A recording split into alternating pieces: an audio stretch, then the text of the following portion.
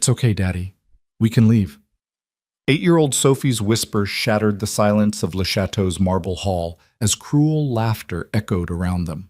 Her father, Evan, felt his heart break until a chair scraped across the floor like thunder. The billionaire CEO everyone feared had just stood up. What happened next would not only change one girl's birthday, but shake the foundations of an empire. Stay until the end and comment your city so I can see how far this story travels. The October rain had stopped just an hour before Evan Brooks pulled his 12-year-old Honda Civic into the parking lot of Le Chateau. Water still glistened on the asphalt under the glow of ornate street lamps that looked like they'd been imported from Paris. He sat for a moment, hands gripping the steering wheel, staring at the restaurant's golden facade through the windshield spotted with dried raindrops. "Daddy, is this it?" Sophie's voice came from the back seat, breathless with wonder. Evan looked in the rearview mirror at his daughter's face, round cheeks still holding on to the last softness of childhood, dark curls pulled back with the blue ribbon her mother had given her 2 years ago. The same ribbon she wore every single day, even though it was faded now, the edges frayed. Sophie pressed her nose against the window, eyes wide as she took in the restaurant that looked more like a palace than a place to eat dinner. "This is it, baby girl," Evan said, forcing brightness into his voice even as doubt twisted in his stomach. "Happy birthday." "It's so fancy," Sophie whispered, and Evan heard both excitement and uncertainty in those 3 words. He killed the engine and sat in the sudden silence, broken only by the distant hum of expensive cars gliding past on the boulevard. His reflection stared back at him in the mirror, a 34-year-old man who looked 40, with tired eyes and calloused hands that no amount of scrubbing could make clean. He'd worn his best shirt tonight, a white button-down that had been best 3 years ago, now slightly yellowed at the collar no matter how much bleach he used. His only pair of dress pants, bought for Emily's funeral, still fit but showed wear at the knees. 3 months. 3 months of double shifts at the construction site, of saying no to Sophie when she asked for new shoes, of eating ramen 6 nights a week so he could save every possible dollar. All for this one night. Also, his little girl could have a birthday that felt normal, that felt special, that might help her forget, even for just a few hours, that her mother wasn't here to see her turn 8. "Come on, princess," Evan said, stepping out into the cool evening air. The smell hit him immediately, expensive perfume, fresh flowers, and something he could only describe as wealth. It had a scent, he realized, something crisp and clean, that made him acutely aware of his own body. The day's sweat still on him despite the shower he'd taken, the dirt that seemed permanently embedded under his fingernails. Sophie climbed out of the car, smoothing down her dress, a pale yellow thing they'd found at Goodwill last week. Evan had watched her face light up when she spotted it, watched her carefully check the price tag, then look at him with those big hazel eyes that were so much like Emily's it sometimes hurt to look at her. "Can we really afford it, Daddy?" she'd asked, even though it was only $8. Now that dress looked shabby against the backdrop of Le Chateau, where a doorman in an actual uniform, white gloves and everything, stood at attention by the entrance. But Sophie beamed in it, did a little twirl on the sidewalk, and that made it worth every penny. "You look beautiful," Evan said, taking her hand. Her fingers felt so small in his, so delicate. "Just like your mom." Sophie's smile faltered for just a second, that shadow passing over her face like it always did when they mentioned Emily. Then she squeezed his hand 3 times. Their secret code. The one Emily had started. "I love you." Evan squeezed back 3 times. They walked toward the entrance, and with each step, Evan felt more out of place. A couple emerged from the restaurant, the woman in a dress that probably cost more than his monthly rent, the man in a suit so perfectly tailored it looked like it had been painted on. They swept past without a glance, sliding into a waiting Mercedes. The doorman watched them approach, and Evan saw his expression shift. Subtle, but there. A slight tightening around the eyes, a faint downturn at the corners of his mouth. But he opened the door anyway, and Evan nodded his thanks, trying to ignore the way the man's gaze lingered on his worn shoes. Inside, Le Chateau was even more intimidating. Crystal chandeliers hung from a ceiling painted with cherubs and clouds, casting prismatic light across silk-covered walls. The floor was white marble veined with gold, so polished Evan could see his reflection in it. Fresh flowers erupted from massive vases on pedestals. Not simple arrangements, but towering structures of roses, orchids, and flowers he couldn't even name. Sophie gasped, and despite everything, Evan felt a swell of pride. He'd done this. He'd brought her here. A hostess stand stood just inside the entrance, manned by a woman who looked like she'd stepped out of a fashion magazine. Her black dress was simple but elegant, her blonde hair pulled back in a severe bun that somehow made her look both beautiful and unapproachable. She was speaking to a well-dressed couple, laughing at something the man said, her perfectly white teeth flashing. Evan cleared his throat as they finished their conversation, and the couple walked away toward the dining room. The hostess's smile remained in place as she turned to face them, but it changed, stiffened, became something else entirely. Her eyes swept over Evan's shirt, his pants, his shoes, then moved to Sophie, and Evan felt his jaw clench. "Good evening," she said, her voice cool and professional. "Do you have a reservation?" "Yes," Evan said, straightening his shoulders. "Brooks, 7:30. The hostess looked down at the leather-bound book open on her stand, manicured fingernail tracing down the page. She frowned, turned a page, turned another. "Brooks?" she repeated, looking up at him. "I'm not seeing it." "It's there," Evan said, fighting to keep his voice steady. "I called 3 weeks ago, confirmed it again on Monday." She made a show of looking again, turning pages back and forth, her frown deepening. "I'm terribly sorry, but I don't have any reservation under that name. Are you certain you called Le Chateau? Perhaps you're thinking of Le Jardin. They have a similar menu." "No," Evan said firmly. "I called here. I spoke to someone named Michelle. She said 7:30 on October 23rd. I confirmed the time, the date, everything." The hostess pressed her lips together in a thin line. "Michelle isn't working tonight, and I'm afraid without a record of your reservation, I can't seat you. As you can see, we're quite full this evening." Evan glanced past her into the dining room. It was full, yes, but he could see at least 3 empty tables from where he stood. His hand tightened on Sophie's. "Look," he said, trying to keep the desperation out of his voice. "It's my daughter's birthday. I've been planning this for months. Can't you just squeeze us in somewhere, anywhere?" The hostess's expression didn't change. "Without a reservation, I'm afraid that's simply not possible. Le Chateau has very strict policies. Perhaps I could recommend another establishment. There's a very nice Italian place about 3 miles from here." "I don't want Italian," Evan said, and heard his voice rise slightly. He took a breath, forced himself to calm down. Sophie was looking up at him, worry creasing her forehead. "I want to eat here. I made a reservation here." "Sir, I understand your frustration, but I've checked our book thoroughly and—" "Can I speak to a manager?" Evan interrupted. The hostess's smile finally vanished completely. "Of course. Please wait here." She turned and walked into the dining room, heels clicking sharply on marble. Evan watched her stop at a table in the corner, lean down to speak to a man in a dark suit. The man looked toward the entrance, looked at Evan and Sophie, and Evan saw something pass across his face. Disgust? Annoyance? Whatever it was, it made Evan's stomach turn. "Daddy?" Sophie tugged on his hand. "Is something wrong?" "No, baby," Evan lied. "Just a mix-up with the reservation. It'll be fine." But as the manager approached, weaving between tables where people ate lobster and steak and drank wine from glasses that looked too delicate to touch, Evan knew it wouldn't be fine. He knew, with a sinking certainty, that this night he dreamed of, saved for, planned down to the last detail, was about to fall apart. The manager was in his 50s, with silver hair slicked back and a practiced smile that didn't reach his eyes. He approached with his hands clasped in front of him, the gesture almost prayerful, but his gaze was assessing, calculating. "Good evening," he said smoothly. "I'm Charles Beaumont, the manager of Le Chateau. I understand there's some confusion about a reservation." "No confusion," Evan said, trying to match the man's calm tone. "I made a reservation 3 weeks ago. 7:30 tonight under Brooks. Your hostess claims it's not in the system." Beaumont tilted his head sympathetically.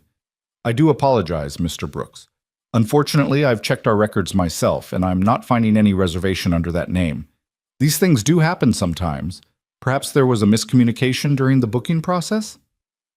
"There was no miscommunication," Evan said, feeling heat rise in his cheeks. I spoke to Michelle. I gave her my name, my phone number, the date, the time. She repeated everything back to me. I called again on Monday to confirm. This isn't a mistake. But Beaumont's smile became strained. I understand you feel that way, Mr. Brooks, but without any record of your reservation, I'm afraid I cannot accommodate you tonight. Le Chateau books up weeks in advance, and unfortunately, we're at full capacity this evening. You have empty tables, Evan said, gesturing toward the dining room.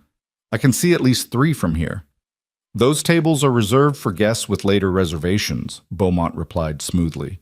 I really must insist. I drove an hour to get here, Evan said, his voice rising despite his efforts to control it. I saved for 3 months for this dinner. It's my daughter's 8th birthday, her first birthday since her mother died. I called and made a reservation, I confirmed it, and now you're telling me you can't seat us because of some computer error? For just a moment, something flickered in Beaumont's eyes, a hint of genuine discomfort. But it vanished as quickly as it appeared, replaced by cold professionalism. I'm very sorry for your loss, Mr. Brooks, and I sympathize with your situation. However, Le Chateau maintains certain standards. We have a dress code and atmosphere we must preserve for all our guests. I'm sure you understand. The words hung in the air like smoke. Standards, dress code, atmosphere. Translation: you don't belong here. Evan felt like he'd been slapped. Around them, conversations had begun to die down. People were turning in their seats, watching. A woman in diamonds whispered to her companion, lips barely moving. A man in a tailored suit smirked, shaking his head as if witnessing something mildly amusing. So that's what this is about, Evan said quietly. My clothes. My car in your parking lot. The way I look. Sir, I don't appreciate your implication. No, you don't appreciate me, Evan said, and now he wasn't trying to keep his voice down. You don't appreciate people like me in your fancy restaurant. Doesn't matter that I called ahead, that I've been planning this for months, that it's my daughter's birthday. What matters is that I'm wearing a shirt from Target instead of whatever designer brand you think belongs here. Beaumont's face had gone rigid. Mr. Brooks, I'm going to have to ask you to leave. You're causing a disturbance. I'm causing a disturbance? Evan laughed, but there was no humor in it. I'm just trying to buy my daughter dinner for her birthday. Daddy, Sophie whispered, pulling on his hand. Daddy, it's okay. Evan looked down at her, and his heart shattered. Her eyes were bright with unshed tears, her lower lip trembling. She wasn't looking at him, though. She was looking at all the people staring at them. A little girl who'd already lost so much, now being humiliated in front of a room full of strangers. There are plenty of other restaurants that would be more suitable for your family, Beaumont said, his voice dripping with false courtesy. I'm happy to provide some recommendations, but I really must insist that you leave. Now. More whispers rippled through the dining room. A woman with too much makeup giggled behind her hand. A man in wire-rimmed glasses shook his head in disapproval. At Evan. At them. Wrong place for people like them, someone said, not quite quietly enough. Can't just walk in anywhere these days, another voice agreed. Should have known better. Each comment was a knife, each stare a wound. Evan stood there, holding his daughter's hand, feeling smaller and more worthless than he'd felt since the day Emily died. All those double shifts, all that saving, all that hope. For this. For public humiliation. For teaching his daughter that the world would kick them when they were already down. Daddy, Sophie said again, and this time her voice broke on the word. It's okay, Daddy. We can leave. Those words, God, those words. They came out so small, so defeated, but trying so hard to be brave, trying to make him feel better, to give him permission to surrender, to accept that they didn't belong here. She was 8 years old, and she was trying to protect him. Evan felt tears burning behind his eyes. He looked at his daughter, his beautiful, kind, impossibly strong daughter who'd said goodbye to her mother 18 months ago and somehow kept getting up every morning, kept smiling, kept being the best thing in his entire world, and he knew he'd failed her. I'm sorry, baby, he whispered. I'm so sorry. He turned toward the door, Sophie's hand still clutched in his, and the crowd parted for them like they were diseased. Evan kept his eyes forward, refusing to look at any of them, refusing to give them the satisfaction of seeing him break. Behind them, someone laughed, low and mean. Someone else muttered, "Finally." Beaumont's voice followed them. "I do hope you find somewhere more appropriate. Perhaps somewhere with a children's menu." More laughter at that, scattered through the room like poisoned rain. Evan's hand was on the door handle when he heard it, a sound that made everyone in the restaurant go silent. The sharp scrape of a chair being pushed back. Hard, deliberate, loud enough to echo off the marble floor and silk walls like a gunshot. Evan turned, and so did everyone else. At a table in the corner, in the VIP section behind a velvet rope where the chandeliers seemed to shine brighter and the wine bottles cost more than Evan made in a week, a man had stood up. Not just any man. Even from across the room, even though Evan had never seen him in person before, he recognized him instantly. Everyone did. Lucas Grant, the billionaire CEO of Grant Technologies, the company that had revolutionized cloud computing and artificial intelligence. The man whose face appeared on the covers of Forbes and Fortune. The youngest self-made billionaire in tech, worth an estimated $30 billion according to the last article Evan had seen. He was younger than Evan expected, maybe 32, 33, with dark hair swept back from a face that would have been handsome if not for the cold fury etched across it. He wore a charcoal suit that probably cost more than Evan's car, perfectly tailored to his tall frame. A watch that was definitely worth more than Evan's car glinted on his wrist. But it wasn't his wealth or his fame that made the room go silent. It was his expression, ice and stone and barely contained rage. Every eye in the restaurant was on him as he stepped around the velvet rope, moved away from his table where his dinner sat half-eaten, his wine glass still full. His dinner companions, two men in equally expensive suits, watched with open-mouthed shock. Lucas Grant walked through the dining room like he owned it, which Evan realized with a jolt he probably did, or at least owned enough of something connected to it to make his opinion matter. He stopped directly in front of Charles Beaumont, who had gone pale. "Mr. Grant," Beaumont stammered, his previous composure evaporating. "Sir, I didn't realize you were—" "What?" Lucas said, and his voice was quiet but cut through the silence like a blade. "Did you just say to them?" Beaumont's mouth opened and closed. "Sir, this is simply a matter of restaurant policy. We have standards and—" "Standards," Lucas repeated, and the word was laced with venom. He turned to look at Evan and Sophie, his cold gaze taking them in, and Evan felt himself stand straighter despite everything, lifting his chin even as his daughter pressed against his leg. Then Lucas looked back at Beaumont, and the temperature in the room seemed to drop 10 degrees. "You're telling me," Lucas said slowly, deliberately, "that this man and his daughter can't eat in this restaurant on her birthday because of standards. We have a dress code, Mr. Grant. Surely you understand—" "What I understand," Lucas interrupted, and now there was steel in his voice, "is that I just watched you humiliate a father and his 8-year-old daughter in front of a room full of people. I watched you make excuses. I watched you lie about a reservation. And I watched you teach that little girl that she doesn't matter because her father doesn't wear the right clothes." Beaumont had gone from pale to red. "Mr. Grant, with all due respect—" "No," Lucas said flatly. "You don't get to speak right now. You don't get to make excuses. You don't get to justify what you just did." He turned away from Beaumont and walked toward Evan. Up close, Lucas Grant was even more imposing, tall, broad-shouldered, with eyes that were a striking gray-blue and seemed to see everything. But as he approached, some of the hardness left his face. He stopped in front of them, and for a long moment he just looked at Sophie, at her yellow dress, her blue ribbon, her tear-stained cheeks. Something shifted in his expression, something raw and painful, and almost too private to witness. "What's your name?" he asked Sophie, his voice gentler now. Sophie looked at Evan, who nodded. She wiped at her eyes with her free hand. "Sophie," she whispered. "Sophie Brooks." "Hi, Sophie," Lucas said, and he crouched down so they were eye level. "My name is Lucas, and I'm very sorry that these people were mean to you on your birthday."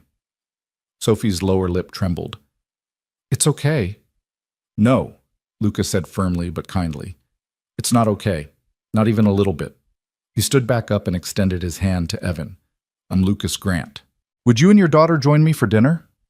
Evan stared at the offered hand, perfectly manicured, wearing a ring that was probably worth more than Evan would make in his entire life.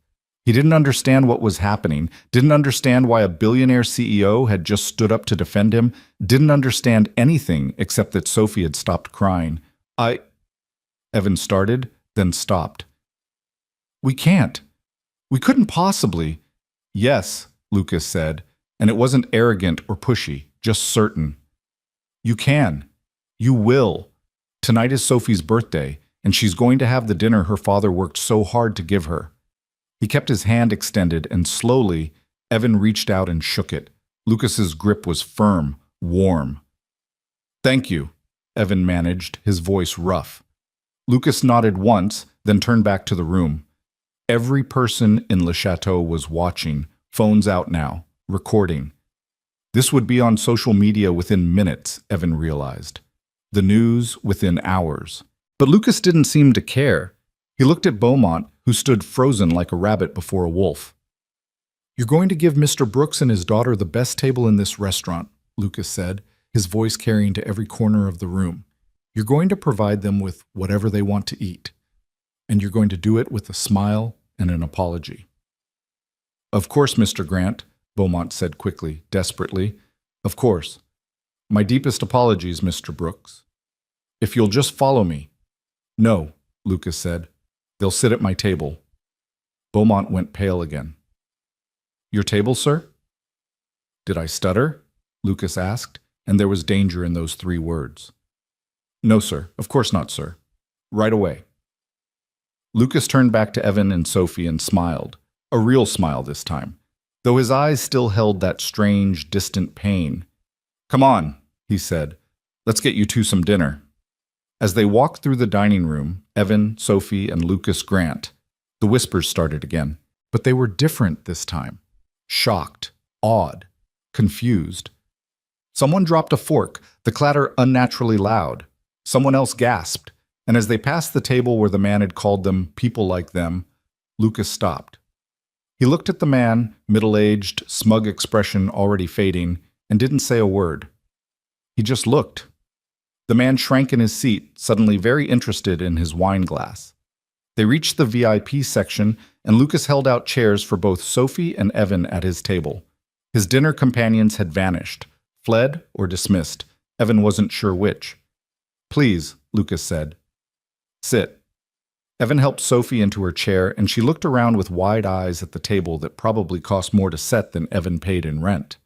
Crystal glasses, china plates with gold trim, silverware that was actually silver. A waiter appeared almost instantly, the same one who'd sneered at them at the entrance. But his expression was different now, terrified and obsequious. Mr. Grant, Bring menus, Lucas said curtly. Bring them everything they want, and bring whatever you think an 8-year-old who loves birthdays would enjoy. Yes, sir. Right away, sir. The waiter practically ran. Lucas sat down across from them and leaned back in his chair, and for the first time since standing up, some of the tension left his shoulders. He looked at Sophie, who was still staring at everything with a mixture of wonder and confusion. Have you ever had lobster, Sophie? He asked. She shook her head, eyes wide. Then you're in for a treat, Lucas said. How about truffle risotto, filet mignon? I don't know what those are, Sophie admitted quietly. Lucas laughed, a real laugh, warm and genuine. Then we'll try them all. It's your birthday. You should try everything. Menus arrived, leather-bound and heavy. Evan opened his and felt his stomach drop when he saw the prices. Even with 3 months of saving, he couldn't afford more than 1 or 2 items. Maybe. Lucas, Evan said quietly, we can't. Tonight's on me, Lucas said, and his tone left no room for argument. No arguments. This dinner was supposed to be Sophie's birthday present from her dad. Now it's her birthday present from both of us. Evan felt tears threaten again, but he blinked them back. Why are you doing this? Lucas was quiet for a long moment, his expression distant. When he spoke, his voice was soft, almost private despite the room full of people still watching them. Because 25 years ago, my mother took me to a restaurant like this. It was my birthday. I was 7. She'd saved for months, just like you, and they turned us away at the door. Told us we didn't belong there. My mother... He paused, swallowed hard. She held my hand and said the exact same thing your daughter just said. It's okay, son. We can leave. The pain in his voice was so raw, so real, that Evan felt it in his own chest. I'm sorry, Evan said, because what else could he say? Lucas shook his head. Don't be sorry. Just let me give Sophie the birthday I never got. Please. And how could Evan say no to that? So they stayed. They sat at Lucas Grant's table in the VIP section of Le Chateau, and they ordered lobster and truffle risotto and filet mignon. They ordered things Evan couldn't pronounce, and Sophie had never heard of.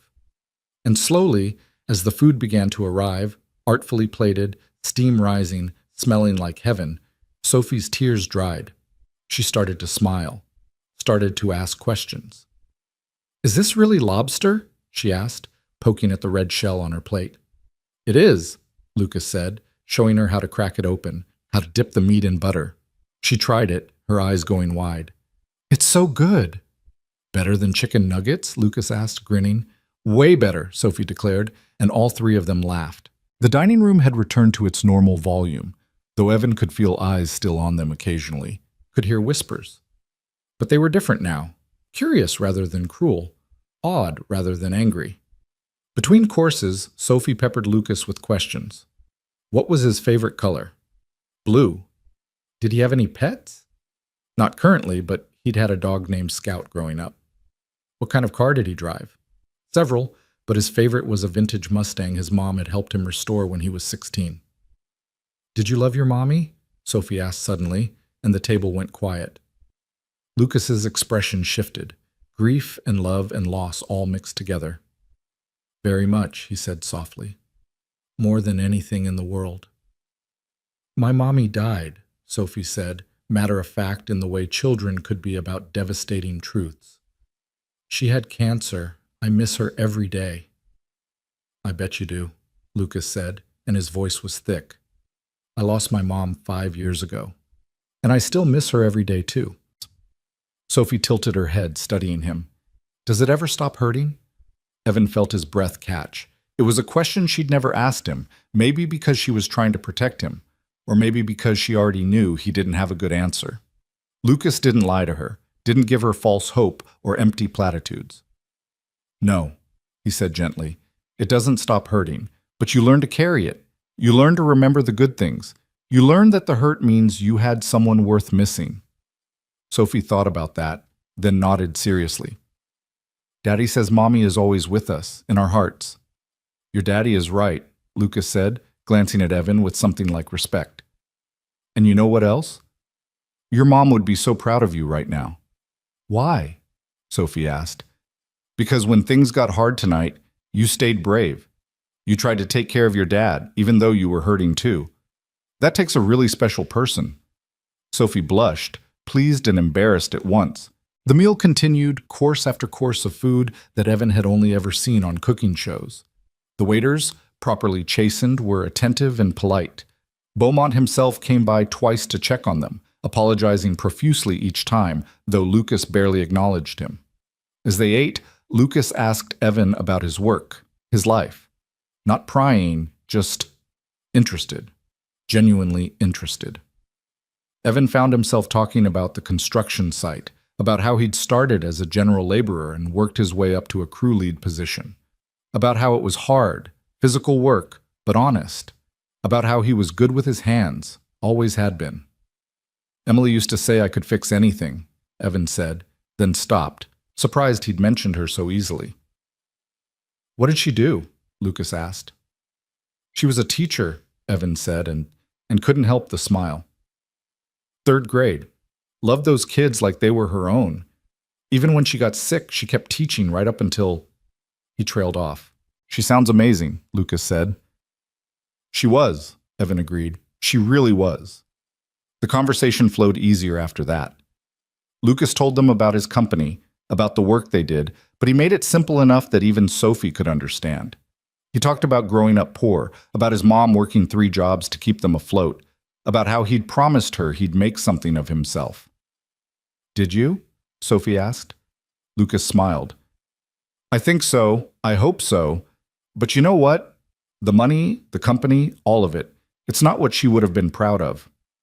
What would she be proud of? Sophie asked. Lucas looked at her, then at Evan, then around the restaurant, at all the people who'd been so quick to judge, so ready to dismiss. This, he said quietly, she would have been proud of this. By the time dessert arrived, a towering chocolate cake with 8 candles, brought out by a parade of waiters while the entire restaurant sang happy birthday, Sophie was glowing. Chocolate smeared the corners of her mouth, and her eyes sparkled with joy Evan hadn't seen in months. She closed her eyes, made a wish, and blew out all 8 candles in one breath. The restaurant applauded, and this time it felt genuine.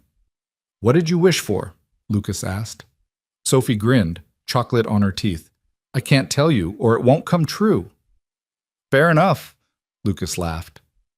As they ate cake, rich and decadent and probably illegal in some states, Evan watched his daughter laugh at something Lucas said. Watched her steal extra frosting off Evan's plate when she thought he wasn't looking. Watched her be 8 years old instead of the too serious, too grown-up child grief had tried to make her. And Evan realized something. This night, this disaster that had almost broken them, had somehow become exactly what he'd hoped for, maybe even better. When they finally finished eating, Sophie declaring she was too full to move with dramatic flair, Lucas signaled for the check. It arrived in a leather folder, which he didn't even open, just slid a black credit card into without looking. "Thank you," Evan said, inadequate words for everything Lucas had done. "I don't know how to—" "Don't," Lucas said, holding up a hand. "You don't need to thank me. If anything, I should thank you." "For what?" Evan asked, confused. Lucas was quiet for a moment, his expression distant. "For reminding me why I built all of this in the first place. For reminding me what matters." The waiter returned with the receipt, and Lucas signed it without looking. Then he pulled something from his jacket pocket, a business card, cream-colored with simple black text. "This is my personal number," Lucas said, handing it to Evan. "Not my office, not an assistant, me. If you ever need anything, and I mean anything, you call me. Understand?" Evan took the card, feeling the weight of it. Okay. Thank you." Lucas stood, and so did Evan and Sophie. The restaurant had mostly returned to its normal rhythm now, though Evan could still feel eyes on them. "Happy birthday, Sophie," Lucas said, crouching down one more time to her level. "I hope this night was at least a little bit special." Sophie didn't answer with words. Instead, she threw her arms around Lucas's neck and hugged him tight. Lucas stiffened, just for a second, then wrapped his arms around her small frame. His eyes closed, and Evan saw his jaw clench, saw him fighting back emotion. When Sophie finally let go, she was smiling. "Thank you for being my friend." "Thank you for being mine," Lucas said, his voice rough. They walked out of Le Chateau together, Lucas accompanying them all the way to their car. The doorman practically tripped over himself opening doors for them this time. At the Honda, Sophie climbed into the back seat, already half asleep, happy and full. "Thank you," Evan said again, because he couldn't not say it. "Really, thank you for everything. Thank you for—" Lucas shook his hand. "Take care of her. And remember, you call if you need anything." Evan nodded, not trusting his voice. He got in the car, started the engine, and as they pulled away, he looked in the rearview mirror. Lucas Grant stood in the parking lot of Le Chateau, hands in his pockets, watching them leave. The billionaire CEO who'd saved Sophie's birthday, who'd stood up for them when no one else would, who'd somehow turned the worst night into the best one. "Daddy?" Sophie's sleepy voice came from the back seat. "Yeah, baby?" That was the best birthday ever. Evan felt tears, good ones this time, slide down his cheeks. "Yeah, princess." It really was. As they drove home through the October night, the city lights blurring past, Evan thought about what Lucas had said, about remembering what matters, about why he'd built his empire. And for the first time since Emily died, Evan felt something other than grief and exhaustion. He felt hope. Behind them, in the parking lot of Le Chateau, Lucas Grant stood alone in the darkness, watching the taillights of a 12-year-old Honda Civic disappear into traffic.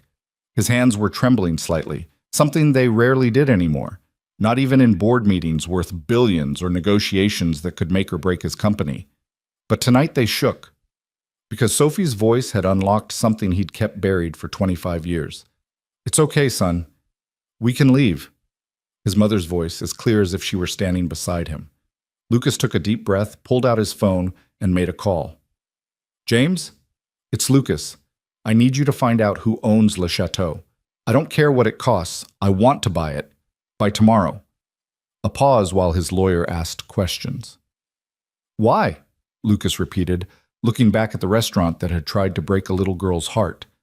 Because I'm about to make some changes. He ended the call and stood there a moment longer, thinking about the daughter who'd reminded him of himself, the father who'd fought for her, the mother he'd lost who would have loved them both. And for the first time in 5 years, since the day his mom had died, Lucas Grant felt like maybe, just maybe, he was finally doing something she'd truly be proud of. Lucas Grant didn't sleep that night. He sat in his penthouse office overlooking the city, the skyline glittering below him like scattered diamonds, and watched the sun rise over buildings he'd helped finance, over a city that had once chewed him up and spit him out when he was just a kid with holes in his shoes and big dreams. The memory played on repeat in his mind, not just tonight with Sophie and Evan, but that night 25 years ago. His 7th birthday. His mother, Maria, wearing her best dress, the navy one she saved for job interviews and parent-teacher conferences. She'd held his hand as they walked into Chez Laurent, a restaurant that was fancy but not quite as fancy as Le Chateau. More achievable, she'd thought. More within reach.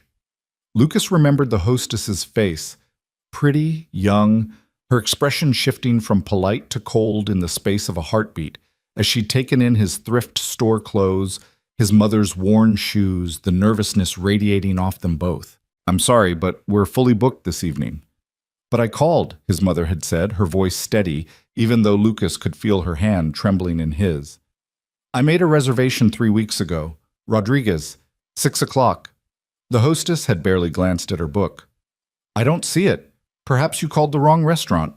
And his mother, who'd worked doubles at the diner, who'd taken on extra cleaning jobs, who'd saved every spare dollar for months just to give her son one special night. She'd stood there and taken it, taken the lies, the disdain, the humiliation. Because what choice did she have? Lucas had looked around the restaurant, seen the way people stared, heard the whispers, watched his mother's shoulders curve inward, trying to make herself smaller, less noticeable, less offensive to these people who judged her worth by the price tag on her dress. It's okay, son, she'd whispered, tears in her eyes that she wouldn't let fall. We can leave. Buscas. Iko. They'd ended up at a diner where Maria knew the owner, where they ate burgers and fries and pretended it was exactly what they'd wanted all along. Maria had sung Happy Birthday, her voice cracking slightly, and Lucas had blown out the candles stuck in a free birthday brownie. He'd made a wish that night.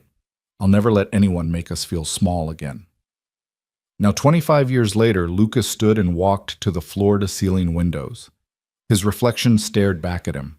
A man who'd built an empire, who could buy that old restaurant 100 times over, who'd made his wish come true in ways his 7-year-old self couldn't have imagined. But somewhere along the way, he'd forgotten why he'd wanted it. Forgotten that it wasn't about the money or the power.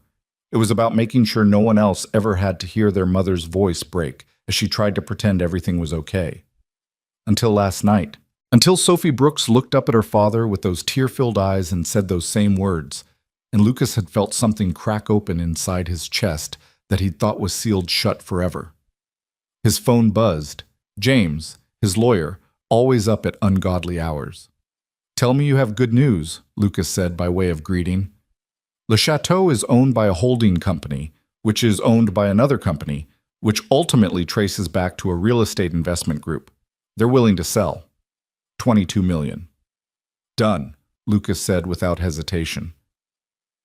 Lucas, you should at least think about, I've thought about it. Draw up the papers.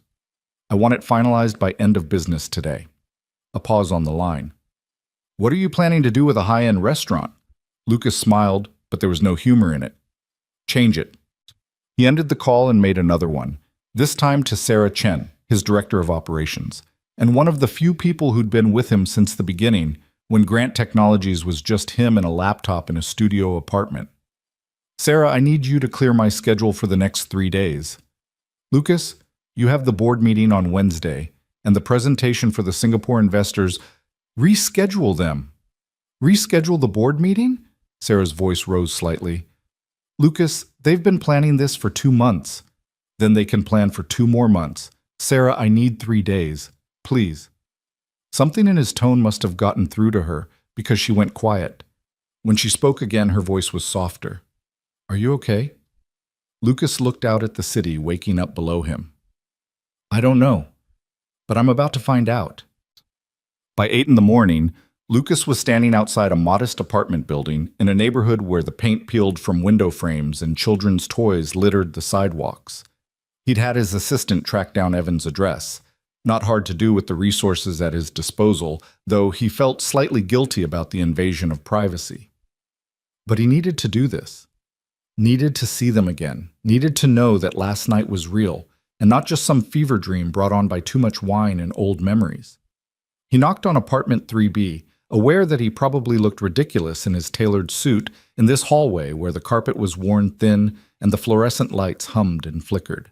The door opened and Evan stood there in pajama pants and an old t-shirt, coffee mug in hand, eyes widening in shock. Lucas? Mr. Grant? How did you... Is this a bad time? Lucas asked. Evan stared at him for another moment, then stepped back.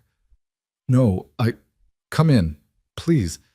The apartment was small but clean, decorated with the kind of care that comes from having very little and making it count. Photos covered one wall. Evan and Emily's wedding, Sophie as a baby, a family portrait taken maybe a year before Emily got sick where they all looked so happy it hurt to see. A child's drawings were stuck to the refrigerator with magnets. A bookshelf held more children's books than adult ones. Sophie's still asleep, Evan said quietly, setting his coffee down. She was so excited last night she didn't crash until almost midnight, kept talking about the lobster and the cake and... He trailed off, looking at Lucas with confusion and something that might have been worry. Why are you here? Lucas reached into his jacket and pulled out an envelope. Inside was the business card he'd given Evan last night, which Evan had clearly left in his other pants, and something else. A crayon drawing. Sophie gave me this last night when you were settling the bill, Lucas said, holding it up. The drawing was simple, the way children's art always was. 3 stick figures holding hands. One tall with dark hair labeled Lucas, one shorter labeled Daddy, and one small with a yellow triangle dress labeled Me. Above them, in careful capital letters, the man who made my daddy smile. Evan's breath caught. She drew that? When? While you were talking to the waiter about boxing up the cake. She was very serious about it, made me promise not to look until I got home.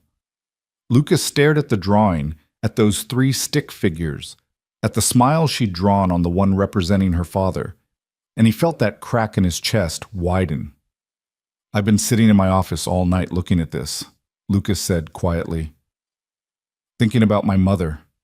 Thinking about that night 25 years ago. Thinking about all the years I spent building this company, making money, gaining power, and somehow forgetting why I wanted those things in the first place. He looked up at Evan, who was watching him with concern.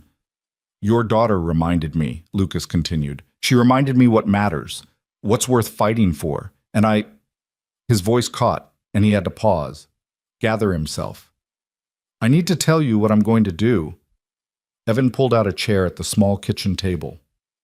Sit, please. You want coffee? Yes, thank you. They sat at the table, 2 men from completely different worlds, while Lucas explained. He told Evan about buying Le Chateau, about his plans to transform it, about the foundation he'd started planning in those sleepless hours before dawn. I'm calling it the Lily Brooks Foundation, Lucas said, and Evan's head snapped up, tears instantly filling his eyes. If you'll let me, it will provide resources for single parents, housing assistance, healthcare, educational opportunities, childcare, everything I wished my mother had access to, everything you deserve. Lucas, I can't let you... Evan's voice broke. I'm not doing this for you, Lucas said gently. Not just for you. I'm doing this for my mother, for Sophie, for every kid who's ever watched their parent break down because the world is too hard and they're too tired and there's never enough money or time or hope. Evan put his face in his hands, shoulders shaking. Lucas sat quietly, letting him cry, understanding that sometimes you needed to fall apart before you could accept help putting yourself back together. "Why us?" Evan finally asked, voice muffled. "Why did you help us?" Lucas thought about how to answer that. "Because Sophie said the exact words my mother said to me. Because I saw my 7-year-old self in her eyes. Because I'm 32 years old and worth $30 billion. And last night was the first time in 5 years that I felt like I was actually doing something meaningful with it." He pulled out another envelope, this one thicker. "This is a check. It's for you." "I can't accept your money," Evan said immediately, not even looking at it. "It's not charity," Lucas said. "Consider it payment for reminding me who I used to be, for giving me back something I lost when my mother died." "What's that?" "Purpose." They sat in silence for a moment, the morning sun streaming through the window, dust motes dancing in the light. Somewhere down the hall, a door opened and closed. A car alarm went off outside and was quickly silenced. "Daddy?" Sophie's voice came from the hallway, sleepy and confused. "Whose car is that outside?" She padded into the kitchen in princess pajamas, hair mussed from sleep, rubbing her eyes, and stopped short when she saw Lucas sitting at their table. "Lucas!" She shrieked and ran to him, throwing herself into his arms before either adult could stop her. Lucas caught her automatically, lifting her onto his lap, and for a moment he couldn't breathe. When was the last time someone had hugged him like this? With pure joy, no agenda, no wanting something from him? "What are you doing here?" Sophie demanded, beaming. "Did you come for breakfast? Daddy makes really good pancakes on weekends. They're not fancy like restaurant food, but they're yummy." "I bet they are," Lucas said, his voice thick. "But I actually came to give you something." He set her down gently and pulled out the drawing she'd given him. "I was hoping you'd sign this for me, so I can frame it and put it in my office." Sophie's eyes went wide. "Really? You want my drawing in your office?" "Really? It's the best thing anyone's given me in a very long time." She grabbed a crayon from a jar on the counter and carefully wrote her name at the bottom, Sophie, in block letters, some backwards, then drew a heart next to it. "There," she declared. "Now it's official." Lucas took the drawing back reverently, like it was worth more than the Picasso hanging in his penthouse, because to him, it was. "Thank you," he said seriously. "I'll treasure it." Sophie studied him for a moment, her head tilted. "Are you sad?" The question was so direct, so innocent, that Lucas didn't even think to lie. "A little bit, but in a good way. Does that make sense?" Sophie nodded sagely. "Like when you remember someone who's gone and it makes you happy and sad at the same time?" "Exactly like that." She reached out and patted his hand, the gesture so motherly and sweet it almost broke him. "That's okay. Daddy says it's okay to be sad sometimes. It means you loved someone a lot. Your daddy is a very smart man." They ended up having breakfast together, pancakes like Sophie promised, slightly burnt on the edges the way Lucas remembered his mother making them. They ate at the cramped kitchen table, Sophie chattering about school and her friends and a book she was reading about dragons. Evan was quiet, still processing, still struggling to accept what Lucas was offering. But Lucas saw something else in his eyes, too. Hope. Tentative, fragile, like a candle flame in wind. But there. After breakfast, Lucas stood to leave. He had a restaurant to restructure, a foundation to launch, a life to redirect towards something that mattered. "I'll be in touch," he told Evan at the door. "About the foundation. About everything. This isn't just some impulse, Evan. This is real." "I know," Evan said. "I'm starting to believe that." Sophie hugged Lucas goodbye, making him promise to visit again soon. "Maybe you can come to my school?" she suggested. "We have career day next month. You could tell everyone about being a billionaire." Lucas laughed. "I'd be honored." As he walked back to his car, he heard Sophie's voice through the open window. "Daddy, I think Lucas is our angel, like Mommy sent him to help us." Lucas stopped, his hand on the car door, and closed his eyes. When he opened them, they were wet. The next 72 hours were a whirlwind. Lucas Grant, who'd built a tech empire on ruthless efficiency and calculated risks, threw himself into this new project with an intensity that alarmed his staff and fascinated the media. First, Le Chateau. Lucas showed up at 9 in the morning on Monday, officially his restaurant now, papers signed and filed, with Sarah Chen and a team of consultants. Charles Beaumont stood in the entrance, pale and nervous, clearly having spent the weekend calculating his unemployment prospects. "Mr. Grant," Beaumont began, his voice steady despite his obvious fear. "I want to apologize for Friday night. I made a terrible error in judgment and—" "Yes," Lucas interrupted. "You did. You humiliated a father and daughter on her birthday. You enforced arbitrary rules designed to exclude people based on appearance. You forgot that every person who walks through that door is someone's child, someone's parent, someone who matters." Beaumont's face had gone from pale to gray. "Sir, I understand if you want to terminate my employment." "I don't." Beaumont blinked. "Sir?" "I don't want to fire you," Lucas repeated. "I want to teach you, because you're not the problem, Beaumont. You're a symptom. This entire industry is built on exclusivity, on making people feel special by making other people feel worthless. And I'm going to change that, starting here. But I need people who understand what we did wrong, who can help make sure it never happens again." He stepped closer to Beaumont, who was now visibly confused. "You're going to help me rebuild this place," Lucas said. "You're going to help me create something different. A restaurant where everyone is welcome, where dignity matters more than dress codes, where we judge people by their character, not their credit cards. Can you do that?" Beaumont stared at him for a long moment, then straightened his shoulders. "Yes, sir. I can. And I will." "Good. Because the first thing we're doing is staff training. Every single employee, from the dishwashers to the sommelier, is going to learn what hospitality actually means." Over the next 2 days, Lucas met with every staff member individually. He shared his story, the real one, not the sanitized version in his autobiography.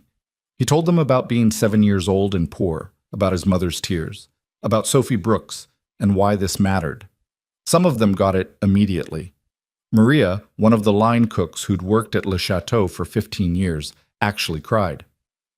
"I've been saving to bring my grandkids here for months," she admitted. "But I was afraid they'd turn us away at the door because I'm just kitchen staff, not fancy enough." "Bring them next week," Lucas said. "Your whole family. On me. And Maria? You're getting a raise." Others took longer to understand. The sommelier, Gerard, argued that certain standards needed to be maintained or they'd lose their upscale clientele. Lucas fired him on the spot, made him the only casualty of the regime change. "The door is literally right there," Lucas said coldly when Gerard sputtered in protest. "And good luck finding another job after I personally call every high-end restaurant in the city to tell them why you're available." The message was clear: adapt or leave. By Wednesday, the transformation was underway. Lucas brought in diversity consultants, hospitality experts, people who understood that true luxury wasn't about exclusion, but inclusion. The dress code was abolished. The menu was expanded to include more affordable options alongside the haute cuisine. A community night was established. Every Monday, families who couldn't otherwise afford it could eat at Le Chateau at cost. No questions asked, no judgment allowed. But the restaurant was just the beginning. The real work was the foundation. Lucas assembled a team in a conference room at Grant Technologies headquarters. Sarah Chen was there, along with lawyers, financial advisors, nonprofit experts, and 2 people he'd specifically recruited. Dr. Jennifer Walsh, a social worker who specialized in supporting single-parent families, and Marcus Thompson, who'd grown up in poverty and now ran one of the most successful community outreach programs in the state. "This is the Lily Brooks Foundation," Lucas began, standing at the head of the table with Sophie's drawing projected on the screen behind him. "Named after a woman I never met, whose daughter reminded me why I built this company in the first place." He outlined his vision: comprehensive support for single parents, particularly those living at or below the poverty line. Housing assistance to prevent homelessness. Healthcare access including mental health services. Educational opportunities for both parents and children. Childcare subsidies. Job training and placement. Legal aid for custody issues and domestic situations. Emergency financial assistance for unexpected crises. The goal, Lucas said, is to provide the safety net that society should already be providing, to make sure that no parent has to choose between their child's birthday dinner and paying rent, to make sure no kid has to watch their parent cry because the world is too hard and they're too tired and there's never enough. Dr. Walsh raised her hand. This is ambitious, beautiful, but ambitious. The infrastructure alone. I'm funding the first 3 years entirely myself, Lucas interrupted. $200 million. After that, we'll have established enough credibility to bring in other donors, corporate sponsors, government grants. But I want these 3 years to prove it works, to help as many families as possible without bureaucratic red tape or donor restrictions. The room went silent. $200 million. Sarah Chen looked like she might pass out. Lucas, she said carefully, that's non-negotiable, Lucas finished. This is happening. The only question is whether you're all in or out. Marcus Thompson leaned forward, a slow smile spreading across his face. I'm in. Hell, I'm all in. Do you know how many families we can help with those resources? Thousands, Lucas said. Tens of thousands, if we're smart about it. That's why I need the best people on this team. People who understand what it's like, what's actually needed versus what sounds good in a press release. He clicked to the next slide. A photo he'd found in public records, a news article from 15 years ago. A woman in a diner uniform, holding a trophy at some community service awards ceremony. Maria Grant, smiling widely, proud and tired and beautiful. This was my mother, Lucas said quietly. She worked 3 jobs to keep us afed and housed. She never complained, never made me feel like we were poor, never let me see how exhausted she was. When I got my first big contract, the first thing I did was pay off her mortgage. The second thing I did was hire her a housekeeper so she could finally rest. His voice caught, and he had to pause. She died 5 years ago. Heart attack. The doctors said it was from years of stress and overwork and never taking care of herself because she was too busy taking care of everyone else. I was worth $1 billion by then, and I couldn't save her. But maybe I can save someone else's mother, someone else's father. Maybe I can make sure some kid doesn't lose their parent because society decided they weren't worth investing in. When he finished his presentation, every person in that room was crying, and every single one of them was in. By Thursday evening, less than a week after Sophie Brooks had whispered, "It's okay, Daddy, we can leave," Lucas Grant had restructured a restaurant, launched a foundation, and redirected the trajectory of his entire life. He sat in his office, exhausted but energized in a way he hadn't felt in years, when his phone rang. Unknown number. Lucas Grant. Mr. Grant, this is Amanda Wilson. I'm a reporter with the Tribune. I was hoping to ask you a few questions about the events at Le Chateau last Friday and the subsequent announcements about your foundation. Lucas should have expected this. The story had gone viral over the weekend. Dozens of people had filmed the confrontation, and the footage had spread across every social media platform. Lucas Grant was trending. So was hashtag Sophie Brooks, though thankfully no one had found their full identities yet. I'm happy to answer questions, Lucas said carefully, but I'd prefer to keep the family involved private. They didn't ask for this attention. Of course. But Mr. Grant, people want to know, is this genuine or is this some kind of publicity stunt? The question would have angered him a week ago. Now he just felt tired. Ms. Wilson, I'm going to tell you something off the record first, and then you can decide what to print. He took a breath. When I was 7 years old, my mother took me to a nice restaurant for my birthday. We were turned away because we didn't look like we belonged there. My mother, who'd worked herself to exhaustion to give me that one special night, had to take her crying son home and pretend it didn't matter. She died 5 years ago, and I never got to give her the life she deserved, the respect she earned, the recognition that she was worth more than her bank account suggested. He paused, looking at Sophie's drawing on his desk. Last Friday, I watched history repeat itself. I watched an 8-year-old girl try to comfort her father after being humiliated for the crime of being poor. And something in me broke open that I'd kept closed since my mother died. So no, Miss Wilson, this isn't a publicity stunt. This is me trying to figure out what the hell I've been doing with my life for the past 5 years and trying to make sure no other kid has to feel what I felt that night. Silence on the line. Then, that was supposed to be off the record. Print whatever you want, Lucas said. I'm done hiding who I was, who I am. The article ran on Friday morning, front page. By Friday afternoon, Lucas's office was flooded with calls, other corporations wanting to partner on the foundation, families sharing their stories, journalists requesting interviews, and one call that mattered more than all the others combined. "Mr. Grant, this is Principal Rebecca Martinez from Oakwood Elementary. I understand you promised one of our students, Sophie Brooks, that you'd participate in Career Day next month." Lucas smiled.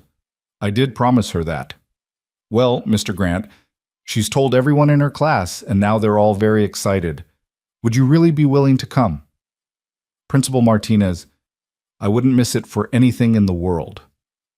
That Friday night, Lucas drove back to that modest apartment building. This time, Evan was expecting him. They'd talked several times over the past week, working out the details of the foundation, but Lucas had wanted to do this part in person.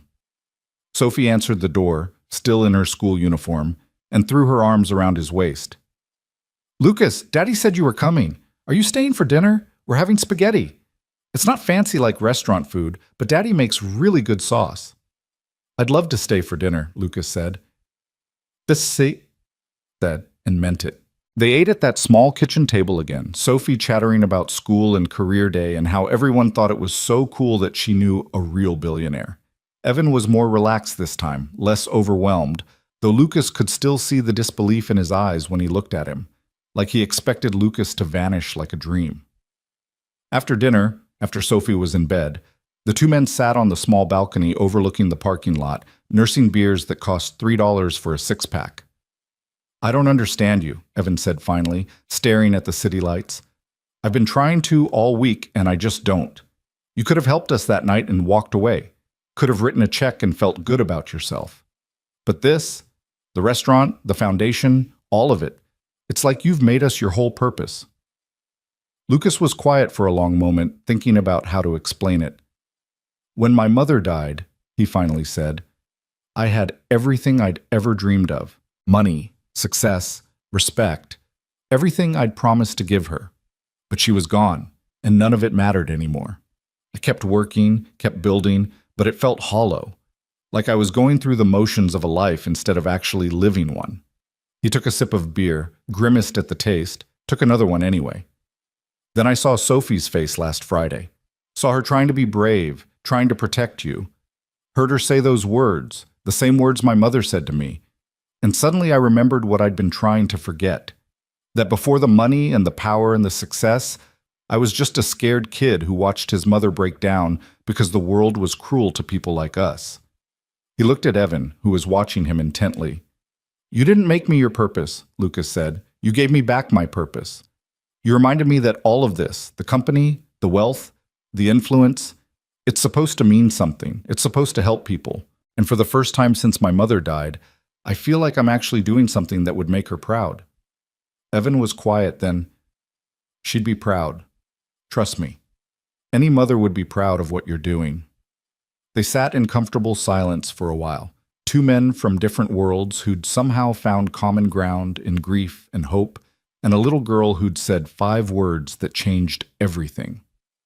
"Lucas," Evan said eventually, "thank you for all of it, for seeing us, for caring, for giving Sophie a birthday she'll never forget." "Thank you," Lucas replied, "for reminding me who I used to be, who I want to be again." As Lucas drove home that night, his phone buzzed with another message. This one from Sarah Chen. "Foundation paperwork filed. We're officially operational. You did it." Lucas pulled over, hands shaking slightly, and stared at the message. He'd built a billion-dollar company, negotiated deals worth hundreds of millions, spoken at conferences in front of thousands. But this felt bigger than all of it combined. He pulled up Sophie's drawing on his phone, the picture he'd taken before having it professionally framed. 3 stick figures holding hands. The man who made my daddy smile. For the first time in 5 years, Lucas felt like he was finally on the right path. Not the successful path, or the profitable path, or the impressive path. The right one. He pulled back onto the road and drove toward home, toward whatever came next, toward a future that suddenly felt full of possibility instead of empty achievement. Behind him, in that small apartment, Sophie Brooks slept peacefully, clutching a stuffed rabbit her mother had given her. And somewhere in her dreams, maybe she was still at that restaurant, eating lobster and cake, laughing with her father and the kind billionaire who'd refused to let the world be cruel to them. And maybe, just maybe, her mother was there too, smiling down at all of them, grateful that her daughter had found an angel when they needed one most. The morning of career day at Oakwood Elementary arrived with unseasonable warmth for late October, the kind of golden autumn day that made everything feel possible. Lucas Grant stood in the parking lot of the school, staring at the building that looked nothing like the private academy he'd attended on scholarship after his company took off, nothing like the prestigious university where he'd later endowed a technology wing. This was a public school in a working-class neighborhood, the kind of place where the playground equipment was worn but well-maintained, where teachers paid for supplies out of their own pockets, where every kid mattered even if society often forgot they existed. His driver had looked confused when Lucas insisted on driving himself this morning, even more confused when Lucas had chosen his vintage Mustang over the usual town car. But this wasn't a business meeting. This was a promise to an 8-year-old girl, and somehow that felt more important than any board presentation he'd ever given. Principal Martinez met him at the entrance, a warm-faced woman in her 50s with kind eyes and an air of competent authority that reminded Lucas of his mother. She extended her hand with a smile that reached her eyes, genuine rather than the practiced charm he usually encountered. "Mr. Grant, thank you so much for coming. Sophie has been talking about this non-stop for 2 weeks. I think she's told every student, teacher, and janitor in this building that you're coming today." Lucas felt his chest tighten with an emotion he was still learning to name. "I wouldn't have missed it." They walked through hallways decorated with student artwork and motivational posters, past classrooms where children's voices rose in chorus and laughter. Lucas found himself slowing down, taking it in, remembering what it felt like to be small in a world that seemed so big, to believe that anything was possible if you just worked hard enough. "I have to admit," Principal Martinez said as they walked, "when Sophie first mentioned you were coming, I thought perhaps she'd misunderstood. Or that maybe you'd made a polite promise you didn't intend to keep. We don't often get billionaire CEOs at our career days." "Then maybe more billionaire CEOs need to remember where they came from," Lucas said quietly. She gave him an appraising look, like she was seeing something she hadn't expected. "Sophie told me what you did, at the restaurant. It's been all over the news, but she told me her version, about how you made her daddy smile again for the first time in a long time." Lucas stopped walking. "She said that?" "She did. She also said you're her angel, sent by her mother to help them." Principal Martinez's eyes were soft now. "I've been in education for 27 years, Mr. Grant. I've seen a lot of kids go through a lot of hard things. Sophie Brooks has been carrying grief that no 8-year-old should have to carry, but the past 2 weeks there's been light in her eyes again. Hope. You did that." "I just bought her dinner," Lucas said, uncomfortable with the credit. "No," Principal Martinez corrected gently. "You saw her. You acknowledged her worth when the world tried to tell her she had none. That's not just anything. That's everything." They arrived at Mrs. Patterson's 3rd grade classroom, and through the window in the door, Lucas could see Sophie sitting at her desk in the front row, practically vibrating with excitement. She was wearing a yellow dress, not the Goodwill one from her birthday, but a new one that Evan had sheepishly mentioned buying with part of the check Lucas had forced on him, and that same faded blue ribbon in her hair. The moment Sophie spotted him through the window, her face transformed. She jumped out of her seat, pointing, and Lucas heard her voice through the door. "He's here! I told you he was coming. That's him. That's Lucas." Principal Martinez chuckled. "I think that's your cue." Lucas took a deep breath and entered the classroom. 23 third graders immediately erupted into chaos, all talking at once, craning their necks to see him. Mrs. Patterson, a young teacher who couldn't have been more than 26, looked both excited and overwhelmed as she tried to restore order. Class, please. Remember what we talked about?" But Sophie was already out of her seat, running to Lucas and throwing her arms around him with the unselfconscious affection of childhood. Lucas caught her automatically, lifting her off the ground for just a moment before setting her back down. "You came," she breathed, beaming up at him. "I knew you'd come, but Tommy Martinez said you probably wouldn't because you're too important and busy. But I said you promised, and you always keep your promises. And you did. You're here." "Of course I'm here," Lucas said, crouching down to her level. "I promised, didn't I?" Sophie nodded vigorously, then grabbed his hand and dragged him toward the front of the classroom. "Come on, you have to meet everyone. This is my best friend Emma, And that's Tyler who's really good at math. And that's Jamie who has the best snacks. And Sophie, Mrs. Patterson said gently, fighting a smile. Maybe let Mr. Grant catch his breath? It's okay, Lucas said, letting Sophie pull him around the room, meeting each child with the same attention and respect he'd give to any business associate. Because wasn't that what his mother had taught him? That every person deserved dignity, regardless of age or status or circumstance? Finally, Mrs. Patterson managed to get everyone seated again, and Lucas found himself standing at the front of the classroom with 23 pairs of eyes fixed on him with varying degrees of awe, curiosity, and skepticism. Class, this is Mr. Lucas Grant, Mrs. Patterson began. He's the CEO of Grant Technologies and Sophie's special guest for Career Day. Mr. Grant, the floor is yours. Lucas looked at the children, some with new clothes and expensive backpacks, others with hand-me-downs and shoes that were slightly too small. Some confident and eager, others shy and uncertain. All of them full of potential, full of dreams, full of the possibility to become anything they wanted if the world would just give them a chance. He thought about the speech he'd prepared, the sanitized version of his success story designed for young ears.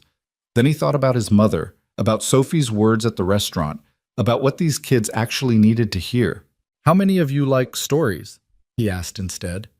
Every hand shot up. Good, because I'm going to tell you a story about a boy named Lucas, and it's not always a happy story, but it's a true one. He pulled over Mrs. Patterson's desk chair and sat down, making himself smaller, more approachable. Sophie was watching him with rapt attention, as were the other children, and Lucas felt something settle in his chest, a rightness he hadn't felt in years. When Lucas was about your age, maybe a little younger, he lived with just his mom in a small apartment. His dad had left before he was born, so it was just the two of them. And his mom worked really, really hard. She had 3 jobs to make sure they had enough money for food and rent and all the things they needed. A girl in the second row raised her hand tentatively. What kind of jobs? She worked at a diner during the day, serving food to people. Then she cleaned offices at night. And on weekends, she did people's laundry and ironing.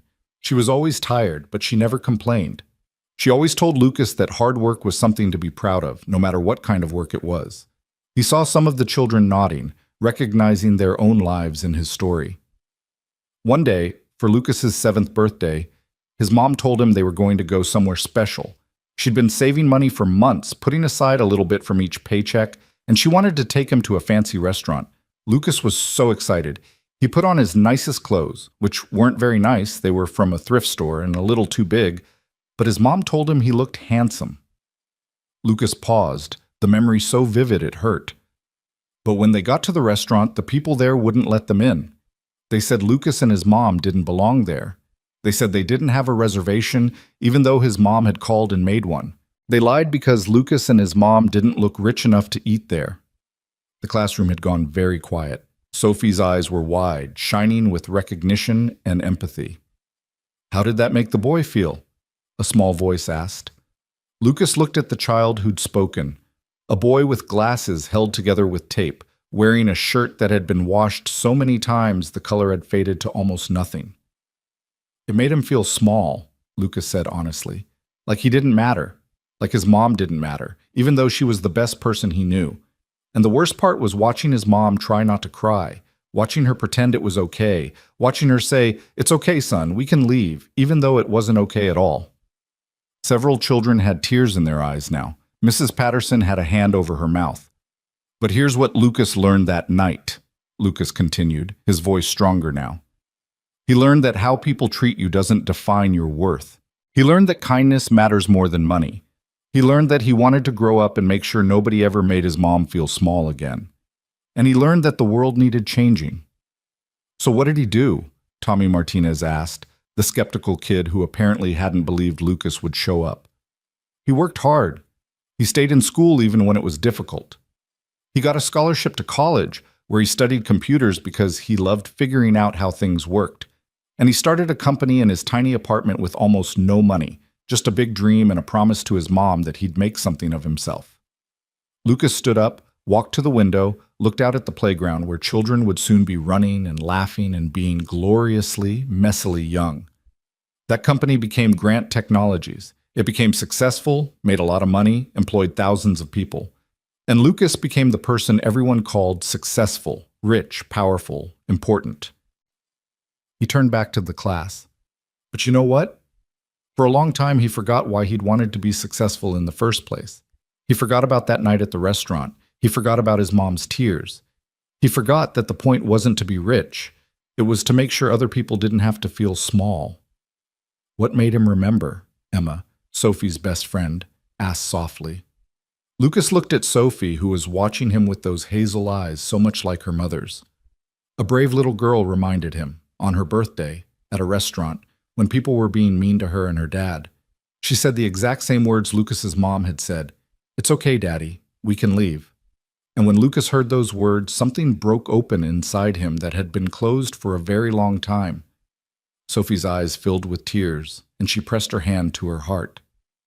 So Lucas stood up. He told those mean people that they were wrong. He made sure Sophie and her dad got to have their special dinner. And then he decided to spend the rest of his life making sure no other kid ever has to hear their parents say, "It's okay, we can leave," when it's not okay at all. The classroom was silent except for a few sniffles. Then Tyler, the math kid, raised his hand. "Is that why you started the foundation? The Lily Brooks Foundation?" Lucas nodded. "That's exactly why. Sophie's mom was named Lily, and she died before Sophie turned 8. But from everything Sophie and her dad have told me, Lily was an amazing person who loved her daughter more than anything in the world. So I named the foundation after her, to help other single parents like Sophie's dad, like Lucas's mom, to help families who are working hard but just need a little support, a little hope, a little reminder that they matter." Mrs. Patterson wiped at her eyes, not even trying to hide her tears anymore. "Can I ask you something, Mr. Grant?"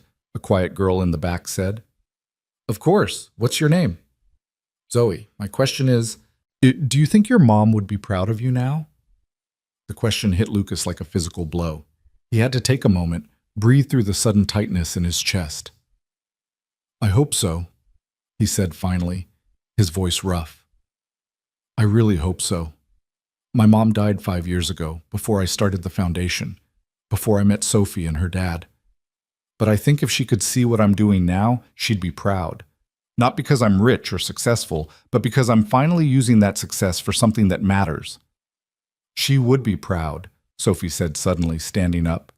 "I know she would be, because my mommy in heaven is proud of you too. She told me." The classroom held its breath. Lucas felt tears burning behind his eyes. "She did?" he asked gently. Sophie nodded seriously. "Last night, in my dream. She was wearing her pretty blue dress, and she looked healthy again, not sick. And she said, 'Tell Lucas thank you for taking care of my baby and her daddy.' So I'm telling you, thank you." Lucas had given presentations to rooms full of investors worth billions. He'd negotiated deals that made international news. He'd spoken at conferences attended by world leaders. But nothing had ever undone him the way Sophie's words did in that third-grade classroom. He walked over to her, knelt down, and pulled her into a hug. "You're welcome," he whispered. "Thank you for reminding me what matters." When he finally pulled back, half the class was crying, including Mrs. Patterson. Sophie beamed at him through her tears, then impulsively kissed his cheek. "Can I tell them about my birthday?" she asked. "About the lobster and the cake and how you made everyone sing?" "You can tell them whatever you want," Lucas said, ruffling her hair gently. And she did. Sophie stood up in front of her classmates and told the story of her 8th birthday with the dramatic flair of a natural storyteller, the fancy restaurant, the mean manager. The moment Lucas stood up and everything changed. Her classmates listened with rapt attention, gasping at the mean parts, cheering at the heroic parts, sighing with satisfaction at the happy ending. "And then," Sophie concluded, "Lucas sat with us and we had the best dinner ever, and there was a huge chocolate cake with 8 candles. And everyone in the whole restaurant sang happy birthday to me, and it was perfect. It was the best birthday I ever had, even better than the one before Mommy got sick." The bell for recess rang, but nobody moved. Mrs. Patterson had to tell them twice that they could go outside before they finally started filing out, though several stopped to thank Lucas or ask for his autograph, or simply stare at him like he was some kind of superhero. Tommy Martinez was one of the last to leave. He stopped in front of Lucas, scuffing his worn sneaker against the floor. "I'm sorry I didn't believe Sophie," he said quietly. "I thought she was making it up. I didn't think someone like you would really come to our school." "Why not?" Lucas asked. Tommy shrugged. "Because we're not fancy. We're just regular." Lucas crouched down to the boy's level. "Tommy, there's no such thing as just regular. Every person matters. Every kid matters, whether they go to a school like this or the fanciest private school in the world. And actually, I like this school better. You know why?" Tommy shook his head. "Because the kids here are real. They understand that life is hard sometimes, that not everyone gets everything easy, that kindness matters more than money. Those are the most important lessons anyone can learn." Tommy smiled tentatively, then ran out to join his friends at recess. Mrs. Patterson approached Lucas, shaking her head in wonder. "That was incredible," she said. "I've never seen the kids so engaged. So many of them come from situations like Sophie's, single parents working multiple jobs, struggling to make ends meet. They needed to hear that story. They needed to see that someone like you remembers what it was like, that you haven't forgotten where you came from." "I had forgotten," Lucas admitted. "For a while. I got caught up in the success, the money, the power. It took a little girl saying 5 words to remind me who I used to be." Principal Martinez returned, smiling. "Mr. Grant, would you mind if we called a brief assembly? I know it's not what we planned, but I think the whole school would benefit from hearing your story." Lucas thought about his schedule, the meetings he'd rescheduled, the calls waiting for him, the 100 things that needed his attention. Then he thought about his mother, about the boy he used to be, about the man he was trying to become. "I'd be honored," he said. An hour later, Lucas stood on a small stage in the school gymnasium, looking out at 400 children ranging from kindergarten to 5th grade, along with all the teachers and staff. It was chaos barely contained, whispers and giggles, children waving at friends, the particular energy of an unexpected break from routine. But when Lucas began to speak, telling the story of that 7-year-old boy and his mother, the room fell silent in a way that Principal Martinez would later say she'd never seen before. He told them about hard work and kindness, about dignity and respect, about how the measure of a person wasn't in their bank account but in their character.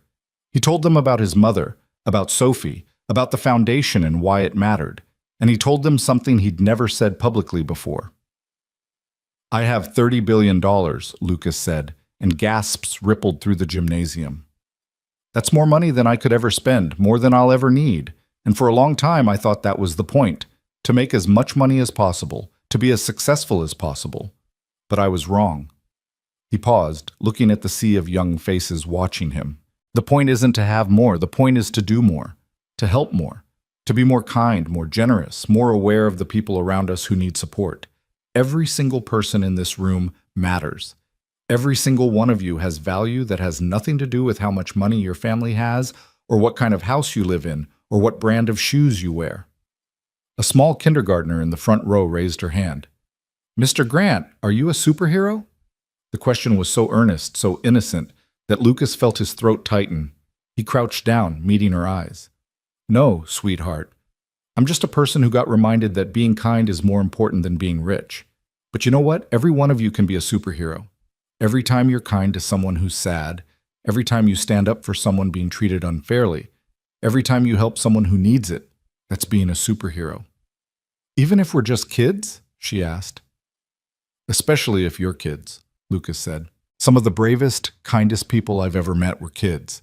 Like Sophie, who tried to protect her dad even when she was hurting. That's real courage." The assembly ended with thunderous applause and a standing ovation that made Lucas uncomfortable in its intensity. He wasn't a hero.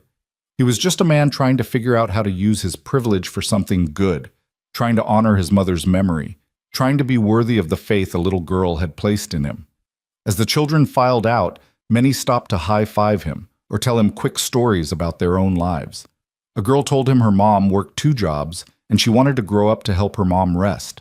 A boy said his dad had just lost his job and he was scared, but the story made him feel better. A tiny kindergartner simply hugged his leg and said, "You're nice." Each interaction was a gift, Lucas realized. Each child a reminder of why this mattered, why he'd redirected his entire life's focus in the past 2 weeks. Sophie was waiting for him outside the gymnasium with her dad. Evan had taken a half day off work to watch the assembly, standing in the back with tears streaming down his face as Lucas spoke. Now he approached Lucas with something like awe in his expression. "That was," Evan started, then stopped, shaking his head. "I don't have words. What you said, what you're doing, it's going to change so many lives." "It's already changed mine," Lucas said simply. Sophie grabbed both their hands, linking the three of them together. "Can Lucas come to dinner again tonight, Daddy? Please? I want to show him my science project." Evan laughed. "If Lucas isn't too busy—" "I'm never too busy for this," Lucas interrupted. "What time should I be there?" That evening, Lucas found himself once again at the small apartment that was becoming more familiar than his own penthouse. This time he brought a pizza, not from some fancy artisan place, but from the local shop down the street that Sophie had mentioned was her favorite.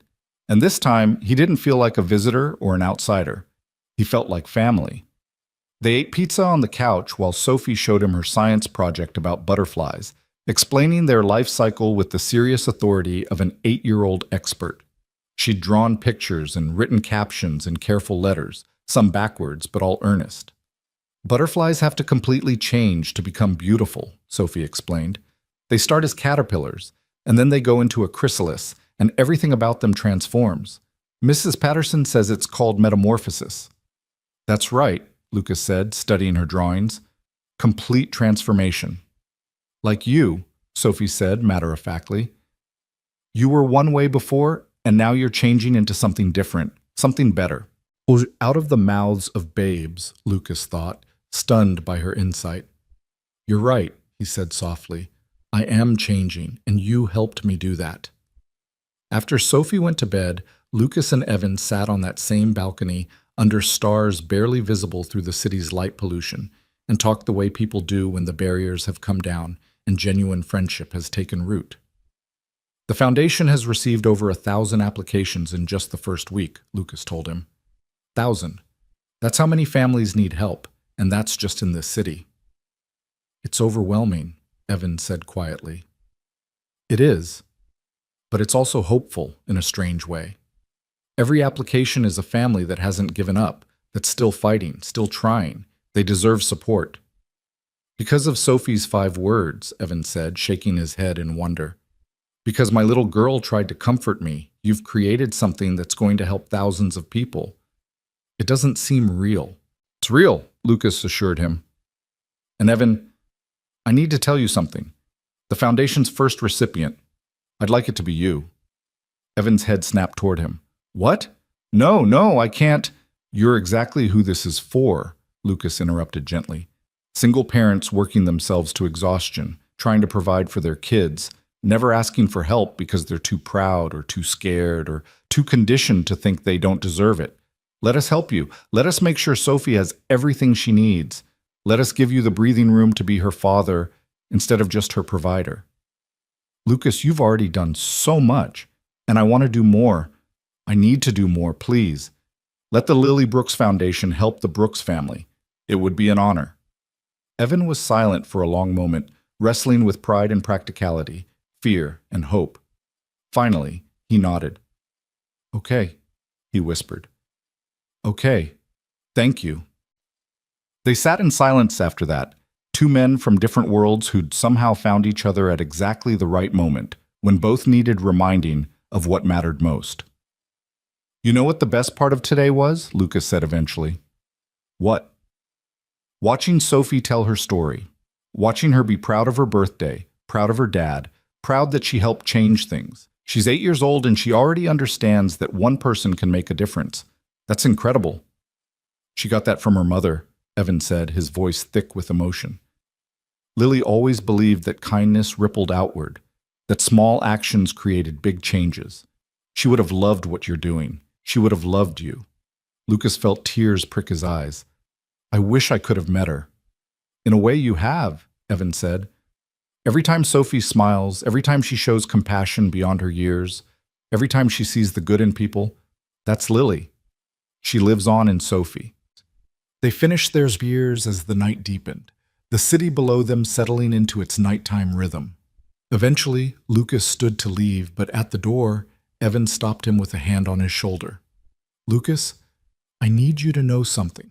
Before that night at the restaurant, I was barely holding on, working all day, trying to be present for Sophie, dealing with the grief, the exhaustion, the fear that I wasn't enough. I was drowning and pretending I could swim. But you threw me a lifeline.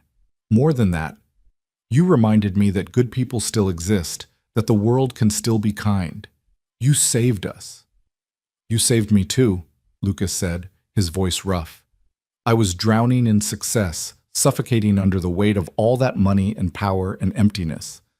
Sophie's words were my lifeline, so I guess we saved each other." Evan pulled him into a hug, the kind between brothers or soldiers who've been through battle together. When they pulled apart, both men had tears in their eyes and weren't ashamed of it. Lucas drove home through quiet streets, his mind full and his heart fuller. At every stoplight, he found himself thinking about the day, the children's faces, their stories, Sophie's pride, Evan's gratitude, the kindergartner asking if he was a superhero, Tommy Martinez apologizing for not believing, the little girl who'd hugged his leg. He thought about his mother, about whether she could see him now, whether she knew what he was trying to do. He hoped she did. He hoped she was proud. At home, in his penthouse that suddenly felt too large and too empty, Lucas stood at the window overlooking the city and pulled out his phone. Sophie's drawing was his wallpaper now, those 3 stick figures holding hands. He texted Evan, "Thank you for today, for every day. You and Sophie have changed my life." The response came quickly. "No, thank you for seeing us, for caring, for being exactly who Sophie said you are, our angel." Lucas set down his phone and looked at the city below, thinking about all the families out there like the Brooks family, like his family had been, struggling, surviving, hoping for something better. He couldn't save them all, but he could try. He could build something that mattered, create systems that supported instead of excluded, use his privilege to lift others up instead of pushing them down. It wasn't redemption, exactly. His mother was still gone, and no amount of money or philanthropy would bring her back. But it was purpose. It was meaning. It was the life she'd wanted for him. Not the rich one, but the good one. And as Lucas finally went to bed that night, for the first time in 5 years, he slept peacefully. No nightmares about his mother's death. No anxiety about whether he was doing enough, being enough. Just peace. And the knowledge that tomorrow he'd wake up and keep trying to be worthy of a little girl's faith, a father's gratitude, and a mother's memory. 3 stick figures holding hands. A billionaire, a construction worker, and a child who'd reminded them both what really mattered. The man who made my daddy smile. That was worth more than $30 billion. That was worth everything. 3 months passed like water through fingers, quick and precious and impossible to hold on to. Winter settled over the city with the kind of cold that made people hurry from building to car, heads down against the wind, missing the small miracles happening around them. But Lucas Grant wasn't missing anything anymore. He'd become a man who noticed things. The way ice crystals formed on windows, the sound of children's laughter in the snow, the quiet dignity of people trudging to work in the pre-dawn darkness. The Lily Brooks Foundation had exploded beyond even his most optimistic projections. What started as a promise to one family had become a lifeline for hundreds. The first recipients had been carefully selected by Dr. Walsh and her team, single parents on the edge of eviction, families choosing between medicine and food, children sleeping in cars while their parents worked overnight shifts. Each story broke Lucas's heart and rebuilt it stronger, more determined, more alive than it had been in years. Le Chateau had undergone its own transformation.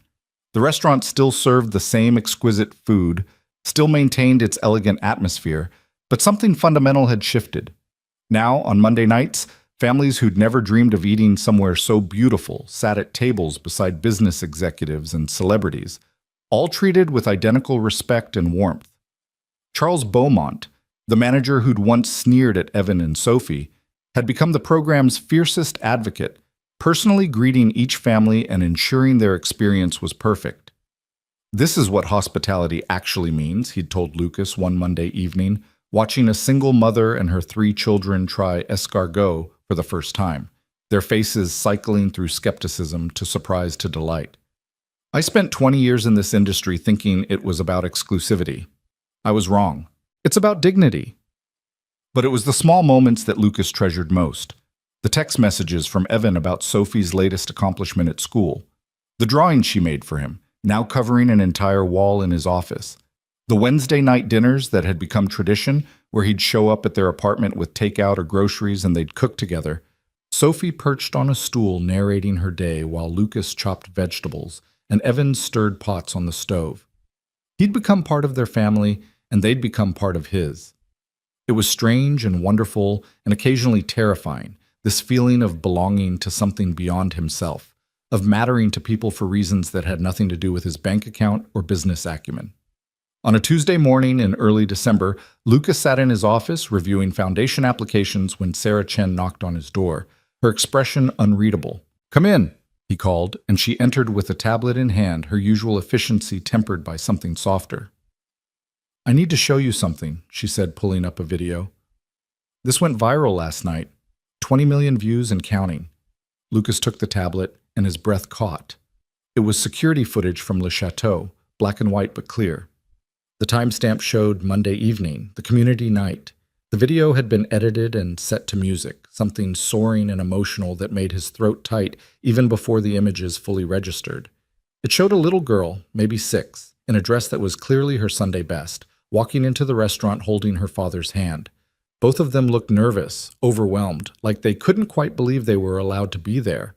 The hostess greeted them warmly, led them to a table. The father's face when he saw the menu, saw that everything was included, no charge. Lucas watched the man's composure crack, watched him cover his face with his hands while his daughter patted his arm. The video cut to them eating, the girl's wonder at each course, the father's tears that kept coming no matter how hard he tried to stop them. Then it showed other families, an elderly woman with her grandson, a young mother with twins, a teenager dining alone with his foster parent, all of them experiencing something they'd never thought possible. The final shot was Charles Beaumont kneeling beside the first little girl's table, presenting her with a birthday cake they'd made special, even though it wasn't a scheduled birthday dinner. The entire restaurant sang, and the girl's face glowed with joy so pure it hurt to witness. Text appeared over the final image, the Lily Brooks Foundation in Le Chateau, where everyone belongs. This is what kindness looks like. Lucas's hands were shaking when he handed the tablet back to Sarah. "Who made this?" "One of our waiters posted it on his personal account, and it exploded overnight." Lucas, the response, "We've received 5,000 new foundation applications in the past 12 hours, and 300 other restaurants have reached out asking how they can replicate the program." Lucas stood and walked to the window, needing a moment to process. 5,000 families, 300 restaurants, all because someone had filmed ordinary kindness and the world had responded with hunger for more of it. "There's something else," Sarah said quietly. "The media wants interviews. Everyone from local news to national morning shows. They want to know about you, about the foundation, about the family that started all of this." Lucas turned sharply. "No, absolutely not. The Brooks family stays private. I won't exploit them for publicity." "I figured you'd say that." "But Lucas, people want to understand this. They want to know how one dinner transformed into a movement. You could inspire—" "I don't want to inspire people," Lucas interrupted, then stopped, hearing how that sounded. "I mean, I do, but not like this. Not by turning Sophie and Evan into some kind of story. They're real people who've been through hell. They deserve their privacy." Sarah nodded, understanding as she always did. "What if we controlled the narrative? What if you did one interview, told the story your way, and made it clear that the Brooks family is off limits? Use the platform to talk about the foundation, about why this matters." Lucas considered this, thinking about his mother, about what she'd want. Maria Grant had never sought attention, had worked her 3 jobs in quiet dignity, had raised her son to believe that good deeds were their own reward. But she'd also believed in speaking truth, in using whatever influence you had to help others. "One interview," he said finally, "but I choose who, when, and what we discuss. And the moment they try to exploit Sophie or Evan, it's over." The interview was scheduled for the following week with Janet Morrison, a journalist known for her empathetic approach and integrity. She met Lucas at Le Chateau on a Tuesday afternoon when the restaurant was closed, just the two of them and a small camera crew. Janet was in her 50s, with silver-streaked hair and eyes that had seen enough of the world to be skeptical but not cynical. She shook Lucas's hand firmly, then looked around the restaurant with appreciation. "It's beautiful," she said, "but different than I expected. Less intimidating." "That's intentional," Lucas replied. "We wanted it to feel elegant but welcoming, like somewhere you'd want to celebrate the best night of your life, regardless of who you are or where you come from." They sat at a table in the corner, the same table where Lucas had sat with Sophie and Evan that first night. He'd requested it specifically, wanting the physical reminder of why he was doing this. Janet declined coffee, pulled out her notes, then set them aside and looked at Lucas directly. "Before we start recording, I want you to know something. I grew up poor. Single mother, 3 kids, more nights than I can count when dinner was whatever we could cobble together from the food bank. I know what it's like to be invisible to people with money, to be treated like you don't matter because your clothes are wrong or your shoes have holes." Lucas met her eyes, saw the truth there. "Then you understand why this matters." "I do. Which is why I promise you, this interview will be respectful. No gotcha questions, no exploitation, no manufactured drama, just truth. Can you give me that in return?" "Yes," Lucas said. "I can." The cameras rolled and Janet opened with a question he hadn't expected. "Lucas Grant, when did you first realize you'd lost yourself?" He blinked, thrown off balance by her directness. But maybe that was exactly what this needed. Not the polished corporate Lucas, but the real one, still figuring things out. 5 years ago, he said slowly, when my mother died. I was worth billions by then, had everything I'd ever dreamed of, everything I'd promised to give her. But she was gone, and suddenly all of it felt meaningless. I kept working, kept building the company, but I was going through the motions, successful but empty. What changed? Lucas smiled, and it was genuine despite the cameras. A little girl said 5 words that broke something open inside me. 5 words that my mother had said to me 25 years earlier in almost the exact same situation. And I realized I'd forgotten the most important thing, why I'd wanted success in the first place. Not for the money or the power, but to make sure nobody else had to feel small the way we did. He told the story then, all of it. His 7th birthday, his mother's tears, the humiliation that had burned into his soul. The night at Le Chateau when history repeated itself, when Sophie Brooks tried to comfort her father the way Lucas had tried to comfort his mother. The moment he stood up, and everything changed. I saw myself in her, Lucas said, his voice thick with emotion. Saw my mother in her father. Saw a chance to do what nobody did for us that night. To stand up and say, this is wrong, this matters, you matter. Janet leaned forward slightly. Tell me about the foundation. Why name it after Lily Brooks? Because she's who this is really for, Lucas said. The parents working themselves to death to provide for their kids. The mothers and fathers making impossible choices between rent and food, medicine and utilities. The people who never ask for help because they've been conditioned to believe they don't deserve it. He talked about the foundation's mission, the families they'd helped, the ripple effects he was seeing. A mother who'd been able to quit her 3rd job and actually attend her son's basketball games. A father who'd afforded the medicine his daughter needed for her asthma. A family who'd avoided eviction and was now stable, thriving, the kids' grades improving because they weren't worried about where they'd sleep. Each story is a life changed, Lucas said. Each family we help is a kid who can focus on being a kid instead of worrying about adult problems. That's worth more than any business deal I've ever made. You've donated $200 million to fund this, Janet said. That's not charity, that's transformation. What do you say to people who call this a publicity stunt? Lucas's jaw tightened, then relaxed. I'd say they're entitled to their opinion, and I'd ask them to volunteer at a food bank, or a homeless shelter, or anywhere they can see firsthand what poverty actually looks like. It's not about deserving or not deserving.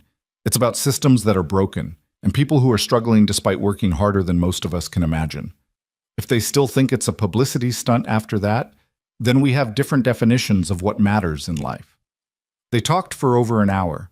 Janet asking thoughtful questions that pushed Lucas to articulate things he'd barely admitted to himself. About the loneliness of success, about survivor's guilt when his company thrived while others failed, about the weight of having resources that could literally save lives, and the responsibility that came with that. Near the end, Janet asked the question Lucas had been dreading. "Will you tell me about Sophie Brooks?" "No," Lucas said firmly but not unkindly. "Sophie and her father have been through enough. They don't need media attention or strangers analyzing their grief or their circumstances. What I will tell you is that Sophie is one of the bravest, kindest, most remarkable children I've ever met. She lost her mother at 6 years old, and instead of letting that break her, she uses it to fuel compassion. She sees people who are hurting, and she helps them, even when she's hurting too." His voice cracked slightly. That night at the restaurant, she could have been angry or embarrassed. Instead, she tried to protect her father. She gave him permission to leave with dignity. That's courage. That's grace. That's everything I hope this foundation can help preserve in kids who've been through too much. "She changed your life," Janet said softly. "She saved my life," Lucas corrected. "She reminded me who I was before the money, before the success, before I forgot that kindness matters more than anything else. And if this interview, this foundation, this movement, if any of it inspires even one person to stand up for someone being treated unfairly, then it's all worth it." The interview aired 2 days later, and the response was overwhelming. The foundation's website crashed from traffic. Donations poured in, not just from wealthy philanthropists, but from regular people giving $5, $10, $20 because they wanted to be part of something good. Other CEOs announced similar initiatives. Teachers showed the interview in classrooms as a lesson in character. But Lucas barely noticed any of it, because that same day, something far more important happened. He was in a meeting with Dr. Walsh reviewing applications when his phone rang, Evan's name on the screen. Lucas excused himself and answered immediately, his heart rate picking up because Evan never called during work hours. "Lucas," Evan's voice was shaking. Can you come to the hospital? It's Sophie, Lucas didn't hear the rest. He was already running for the elevator, keys in hand telling Sarah to clear his schedule, his mind racing through possibilities, each one worse than the last. Not Sophie, please, not Sophie. He made the 20-minute drive in 12, parked illegally, and sprinted through the emergency room entrance. Evan was in the waiting area, still in his work clothes, covered in concrete dust, his face a mask of terror.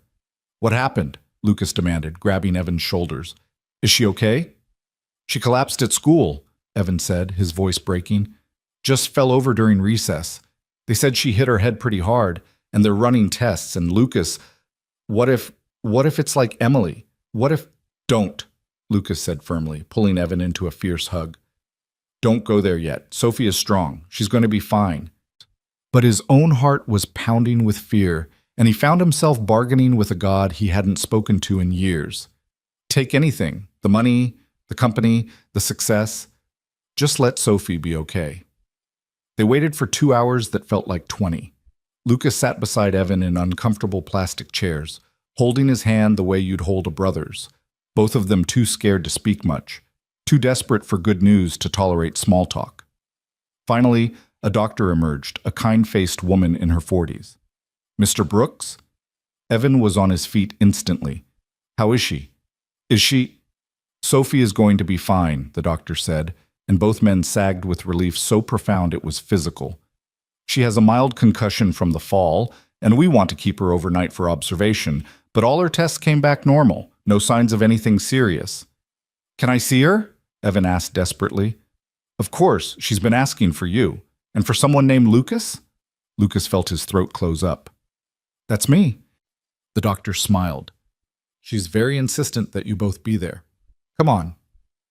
Sophie was in a pediatric room decorated with cheerful murals of cartoon animals, sitting up in bed with a bandage on her forehead and an IV in her small arm. She looked pale and tired, but when she saw them, her face lit up. "Daddy? Lucas!" She tried to sit up straighter and winced. "Easy, princess," Evan said, rushing to her side and taking her hand gently. "Don't move too fast." "I'm okay," Sophie insisted. "I just got dizzy and fell. I'm sorry I scared you." You never have to apologize for that, Evan said, tears streaming down his face. Never. I'm just so glad you're okay. Sophie looked past him to Lucas, who stood frozen in the doorway, overwhelmed by the relief and terror still coursing through him. Lucas, why are you crying? He hadn't realized he was. He touched his face, felt the wetness there, and couldn't even bring himself to be embarrassed about it. Because I was scared, he admitted, moving to the other side of her bed. Because you're important to me, Sophie. Because the thought of something happening to you. His voice broke. Sophie reached out her hand, the one without the IV, and Lucas took it carefully. Her fingers were so small in his, so fragile, and the thought that he'd almost lost her, that Evan had almost lost her. I'm okay, Sophie repeated, squeezing his hand. See? I'm tough, like Daddy says. You are tough, Lucas agreed, his voice rough. The toughest kid I know. They stayed with her while she ate bland hospital food and complained about the taste, while she flipped through channels on the TV and provided commentary on every show, while nurses came and went checking her vitals and charting information. Evan never let go of her hand, and Lucas found himself unable to leave, texting Sarah that he wouldn't be back today, maybe not tomorrow either, and not caring that he was missing important meetings. Nothing was more important than this, than being here for Sophie and Evan, than making sure they knew they weren't alone. As evening fell and Sophie finally drifted off to sleep, the doctor returned to check on her one more time. She examined Sophie gently, then turned to Evan and Lucas with a more serious expression. Can we talk outside? She asked quietly. Lucas's stomach dropped. Evan's face went white. They followed the doctor into the hallway and she closed the door softly behind them. Sophie is going to be fine from this fall, she began, but I need to talk to you about something else. Mr. Brooks, when was the last time Sophie had a comprehensive physical? Not just a school checkup, but full blood work, panels, the complete picture. Evan's voice was barely a whisper. Not since before Emily died. There's been so much, and the insurance doesn't cover everything, and I kept meaning to, but I'm not judging you, the doctor said kindly. I'm asking because I want to run some additional tests while Sophie is here. Nothing urgent, nothing that suggests anything is immediately wrong. But she's thin, thinner than she should be, and there are some indicators that suggest she might not be getting adequate nutrition. I want to make sure we're not missing anything. Malnutrition, Lucas said sharply. But Evan provides... I know, the doctor interrupted gently.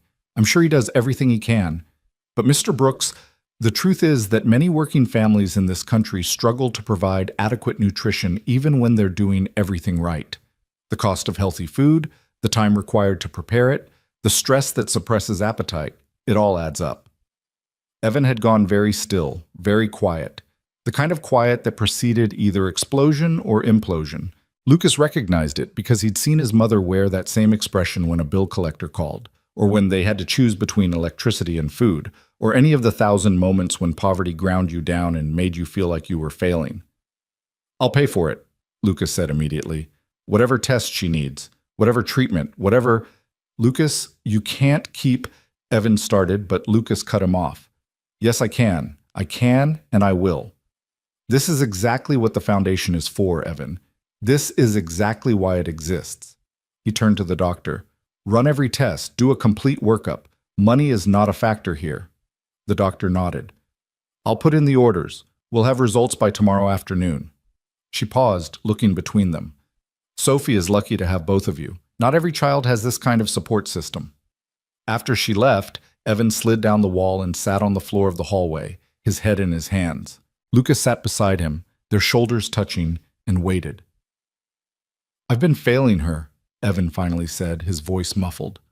All this time, I thought I was doing okay. Thought we were managing, but I've been letting my daughter go hungry. Stop, Lucas said firmly. You've been doing everything humanly possible with the resources you have. You work 60 hours a week. You show up for Sophie every single day. You love her with everything you have. That's not failing. That's surviving a system designed to keep people like you down. But she's malnourished, Lucas. My little girl is... She's going to be fine, Lucas interrupted. Because you got her here. Because you've never given up. Because you're a good father who loves his daughter more than anything in the world. And now you have help. That's not failure. That's courage. Accepting support when you need it. Evan looked at him. eyes red and exhausted. How did I get so lucky? How did Sophie saying 5 words lead to you, to all of this? I think your wife had something to do with it, Lucas said softly. Sophie thinks so. And honestly, I'm starting to believe it too. They sat there for a long time, 2 men who'd become brothers through circumstance and choice, holding each other up the way people do when life gets too heavy to carry alone. The next morning brought better news than either of them had dared hope for. Sophie's tests showed mild nutritional deficiencies, iron, vitamin D, a few others, but nothing severe, nothing permanent, nothing that couldn't be corrected with proper diet and supplements. The relief was so profound that Evan actually laughed, the sound startled out of him by sheer gratitude. Dr. Walsh arrived at the hospital that afternoon with a care package she'd assembled: grocery gift cards, meal planning resources, nutrition guides, and a personal referral to a nutritionist covered by the foundation. She sat with Evan for an hour, discussing strategies and support, making sure he understood this wasn't his fault, that he wasn't alone anymore. Sophie was discharged that evening with a clean bill of health, a reminder to take it easy for a few days, and strict instructions about the supplements she needed to take. She chattered the whole way to the car about how the hospital food was terrible except for the Jell-O, and how one of the nurses had told her she was the bravest patient she'd seen all week, and how the doctor said she could go back to school on Monday. Lucas drove them home. Evan was too exhausted to trust himself behind the wheel, and carried Sophie up the stairs when her energy suddenly crashed, the little girl falling asleep against his shoulder with the easy trust of childhood. He laid her gently in her bed, the one with the pink comforter and the stuffed animals arranged precisely how she liked them, and felt something settle in his chest that he'd never felt before. This was what mattered. Not the billions or the company or the success. This, making sure a little girl could sleep safely in her bed, with food in her belly and people who loved her nearby. This was everything. In the kitchen, Evan made coffee neither of them wanted, but both needed something to do with their hands. They sat at the table and Lucas pulled out his phone. I'm putting together a team, he said. Medical professionals, nutritionists, social workers. Every family in the foundation program is going to have access to comprehensive health care, including preventive care. No more waiting until something is urgent. No more choosing between medicine and rent. Lucas, that's going to cost. I don't care what it costs, Lucas said flatly. I'm worth $30 billion. If I can't use that to make sure kids like Sophie stay healthy, then what's the point of any of it? Evan stared at him for a long moment, then shook his head with something like wonder. You really mean that? Every word. Evan, I've been thinking the foundation is good, but it's not enough. We're helping hundreds of families, maybe thousands, eventually. But there are millions who need support. I want to do more. I want to push for policy changes, for systemic reform. I want to use whatever influence I have to make sure no parent has to go through what you've been through, what my mother went through. That's a big fight, Evan said quietly. I know. But I've got resources, a platform, and a reason to fight. 3 reasons, actually. Lucas pulled up the photo that was still his phone wallpaper, Sophie's drawing of the 3 stick figures. A little girl reminded me what matters. Now I'm going to spend the rest of my life trying to build a world worthy of her. They talked late into the night, making plans, dreaming bigger, imagining what could be possible if enough people cared enough to fight for change. And when Lucas finally drove home as dawn was breaking, he felt more alive than he had in years, tired and scared and hopeful all at once. His phone buzzed with a text from Sophie, who must have woken early. Thank you for staying with me at the hospital. You're my best friend besides Emma, and Daddy, and Mommy in heaven. Lucas pulled over because he couldn't see through his tears, couldn't breathe through the emotion flooding his chest. Best friend. This 8-year-old child who'd survived more loss than most adults could handle considered him her best friend. He typed back carefully. You're my best friend too, Sophie, forever. 3 dots appeared, then, forever and ever and ever? Lucas smiled through his tears. Forever and ever and ever. Promise. He sat there in his car as the city woke up around him and thought about promises.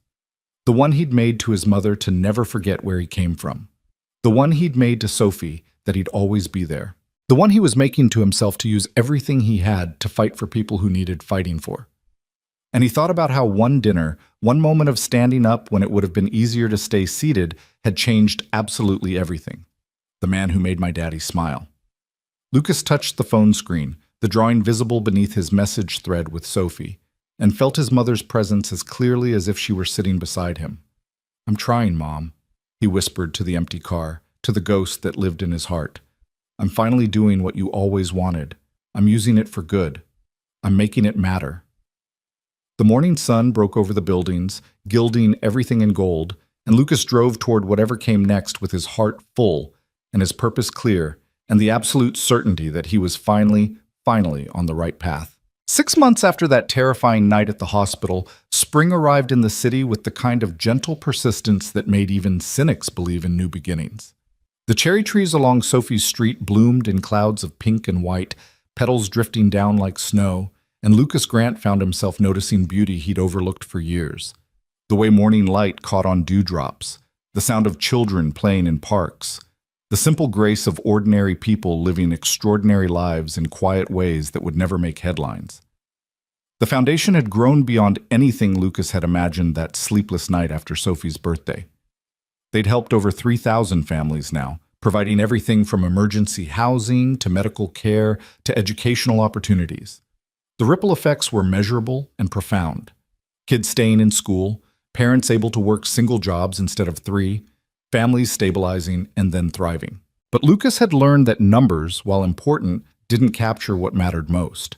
It was the individual stories, the specific moments when hope replaced despair, that made everything worthwhile.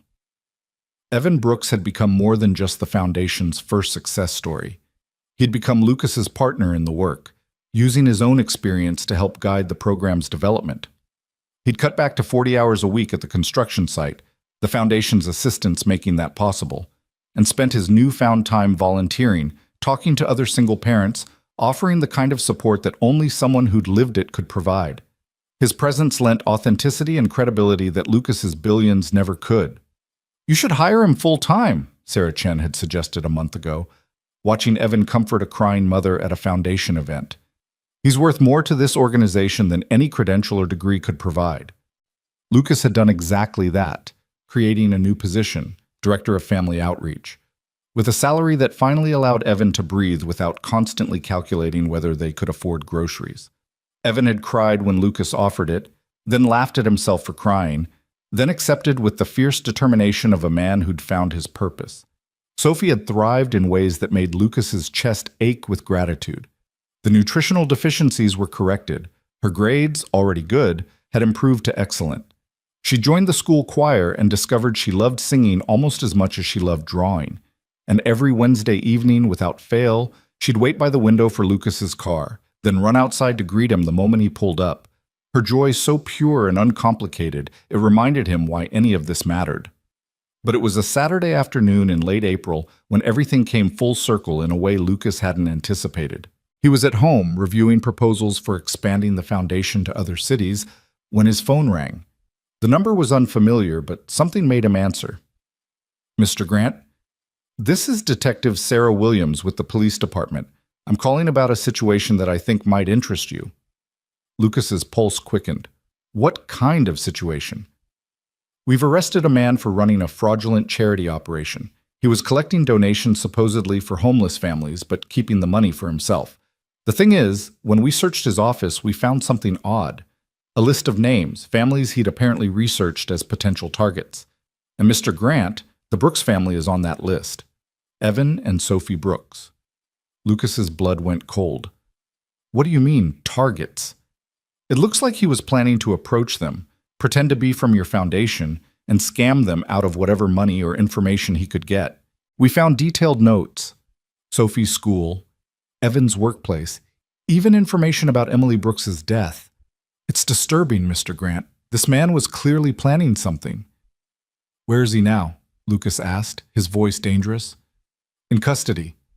But the reason I'm calling, we found something else. Evidence that he's been running this scam for years, targeting vulnerable families across the state. We're talking dozens of victims, maybe hundreds.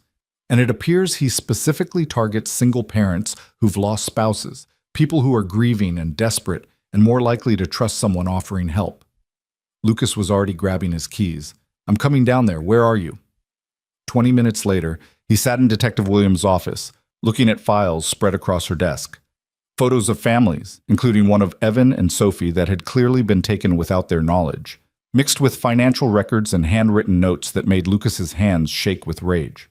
We caught him because of your interview, Detective Williams explained. She was a woman in her early 40s with sharp eyes and the kind of exhaustion that came from seeing too much of humanity's worst. After you went public about the foundation, donations spiked. This guy, Dennis Crawford, saw an opportunity. He created a fake website mimicking yours, collected donations, and was preparing to target your known recipients directly. How did you catch him?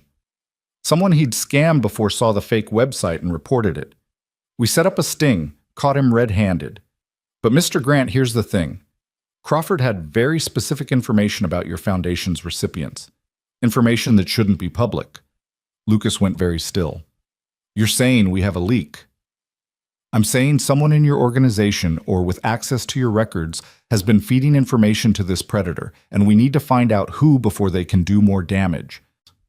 The investigation took 3 days that felt like 3 years. Lucas brought in his own security team, worked directly with Detective Williams, and insisted on absolute transparency with the families involved. Sarah Chen coordinated with law enforcement, her usual calm efficiency overlaid with fierce protectiveness. They discovered the leak wasn't malicious, just a young intern who'd been manipulated by Crawford, given what she thought was a harmless request for statistical data and not realizing she was providing a predator with ammunition.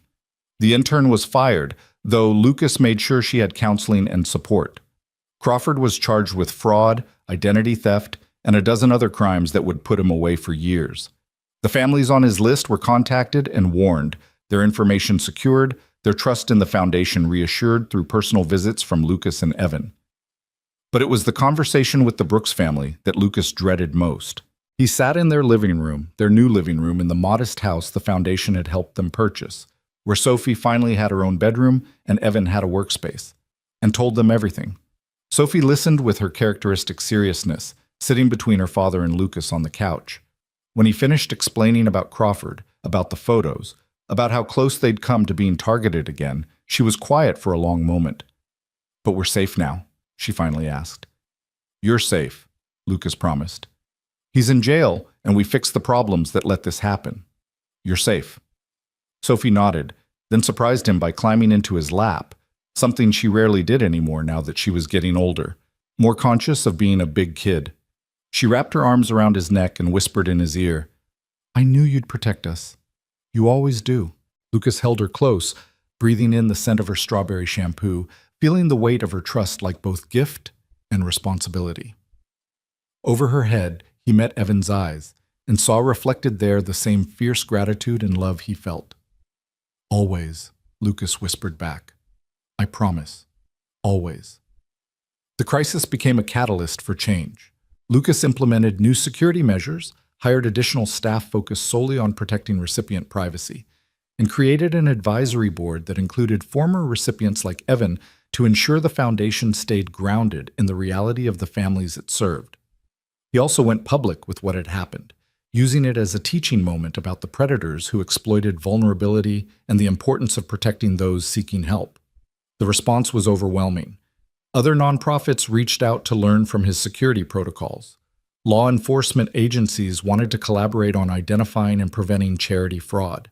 And thousands of people donated to the foundation specifically because of how Lucas had handled the crisis, with transparency, accountability, and unwavering commitment to the families he'd promised to serve. But the real transformation came on a Sunday in May, when Lucas found himself standing in a park with 500 people gathered for what Evan had dubbed the first annual Lily Brooks Foundation Family Day. It had been Evan's idea, a picnic where all the families who'd been helped by the foundation could meet, share their stories, and celebrate together. Lucas had worried it might be too much, too overwhelming, but Evan had insisted. "These families need to know they're not alone," Evan had said. "They need to see that there are hundreds of others who've been where they are, who understand, who've made it through. That's healing, Lucas. That's hope." Now, watching children play on the grass while parents swapped phone numbers and strategies, Watching Sophie and Emma teaching younger kids how to make flower crowns.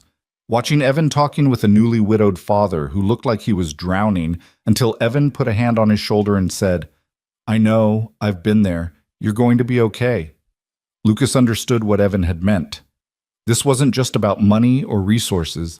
It was about community, about connection, about people who'd survived impossible things helping others do the same.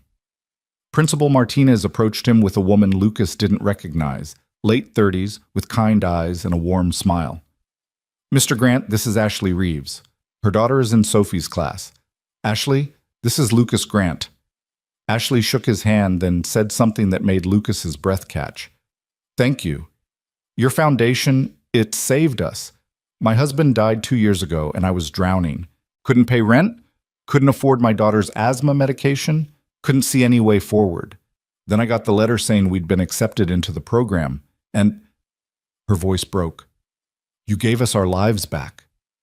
Lucas saw his mother in her face, saw every parent who'd ever had to choose between impossible options, who'd ever felt like they were failing their children despite doing everything right. "I'm glad we could help," he said, meaning it with every fiber of his being.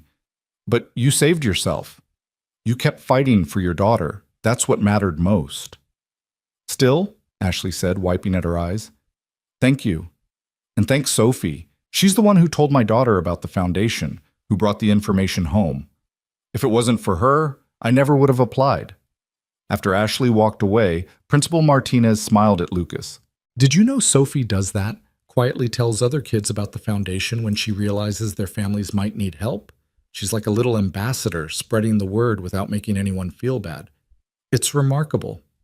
Lucas looked across the park to where Sophie was now playing tag with a group of children, her laughter carrying on the spring breeze. She'd been through so much, losing her mother, that night at the restaurant, the hospital scare, and somehow she'd emerged not hardened but softened, not bitter but kinder, using her pain to help others rather than retreating into it. "She's her mother's daughter," he said quietly. "And her father's," Principal Martinez added, "and yours in all the ways that matter." The words hit Lucas unexpectedly hard. Yours. He'd never thought of himself as Sophie's father. That was Evan. That would always be Evan. But he was something. Uncle Lucas, Sophie called him sometimes. Or just Lucas. Her best friend besides Emma. The person she drew in all her pictures, the one she saved a seat for at school events, the one whose opinion mattered when she picked out a new dress or finished a book report. Family, he realized. That's what they'd become. Not through blood or law, but through choice and commitment and showing up over and over again. Later, as the sun began to set and families started packing up, Sophie found Lucas sitting on a bench watching it all. She climbed up next to him, leaning against his side in comfortable silence for a moment. "This was a good day," she said finally. "The best," Lucas agreed. "Lucas?" Sophie's voice went softer, more serious. "Can I ask you something?" "Always." "Do you think my mommy knows about all of this? About the foundation and the families we've helped and everything?" Lucas thought about how to answer, about what truth and comfort both required. "I think if your mom can see us, she's incredibly proud. Of you, of your dad, of what we've all built together." "I think so too," Sophie said, "but sometimes I feel her, like she's right here with us, smiling." "I feel my mom sometimes too," Lucas admitted. "Usually when I'm doing something I know she would have loved, like this, seeing all these families together, happy, supported. She would have loved this." Sophie was quiet for a moment, then, "I'm glad you found us. That night at the restaurant. I'm glad you stood up for us." "Sophie, I'm glad I found you too. You changed my life. You saved me." She looked up at him with those hazel eyes so much like Emily's, so full of wisdom beyond her years. "We saved each other. That's what families do." And she was right. That's exactly what families did. 3 months later, on a warm August evening, Lucas stood in Le Chateau for a very different kind of dinner. The restaurant was closed to regular customers, transformed into an event space for what the invitations had called an evening of gratitude. Every table was filled with foundation recipients, volunteers, staff members, donors, and the people who'd made the past year possible. Sarah Chen had organized everything with her characteristic precision, but it was Evan who'd insisted on the location. "It started here," he'd said. "It should come full circle here." Lucas wore a suit but had skipped the tie. This wasn't a business event. This was family. The families they'd helped, the family they'd created, the family that had saved him from a life of empty success.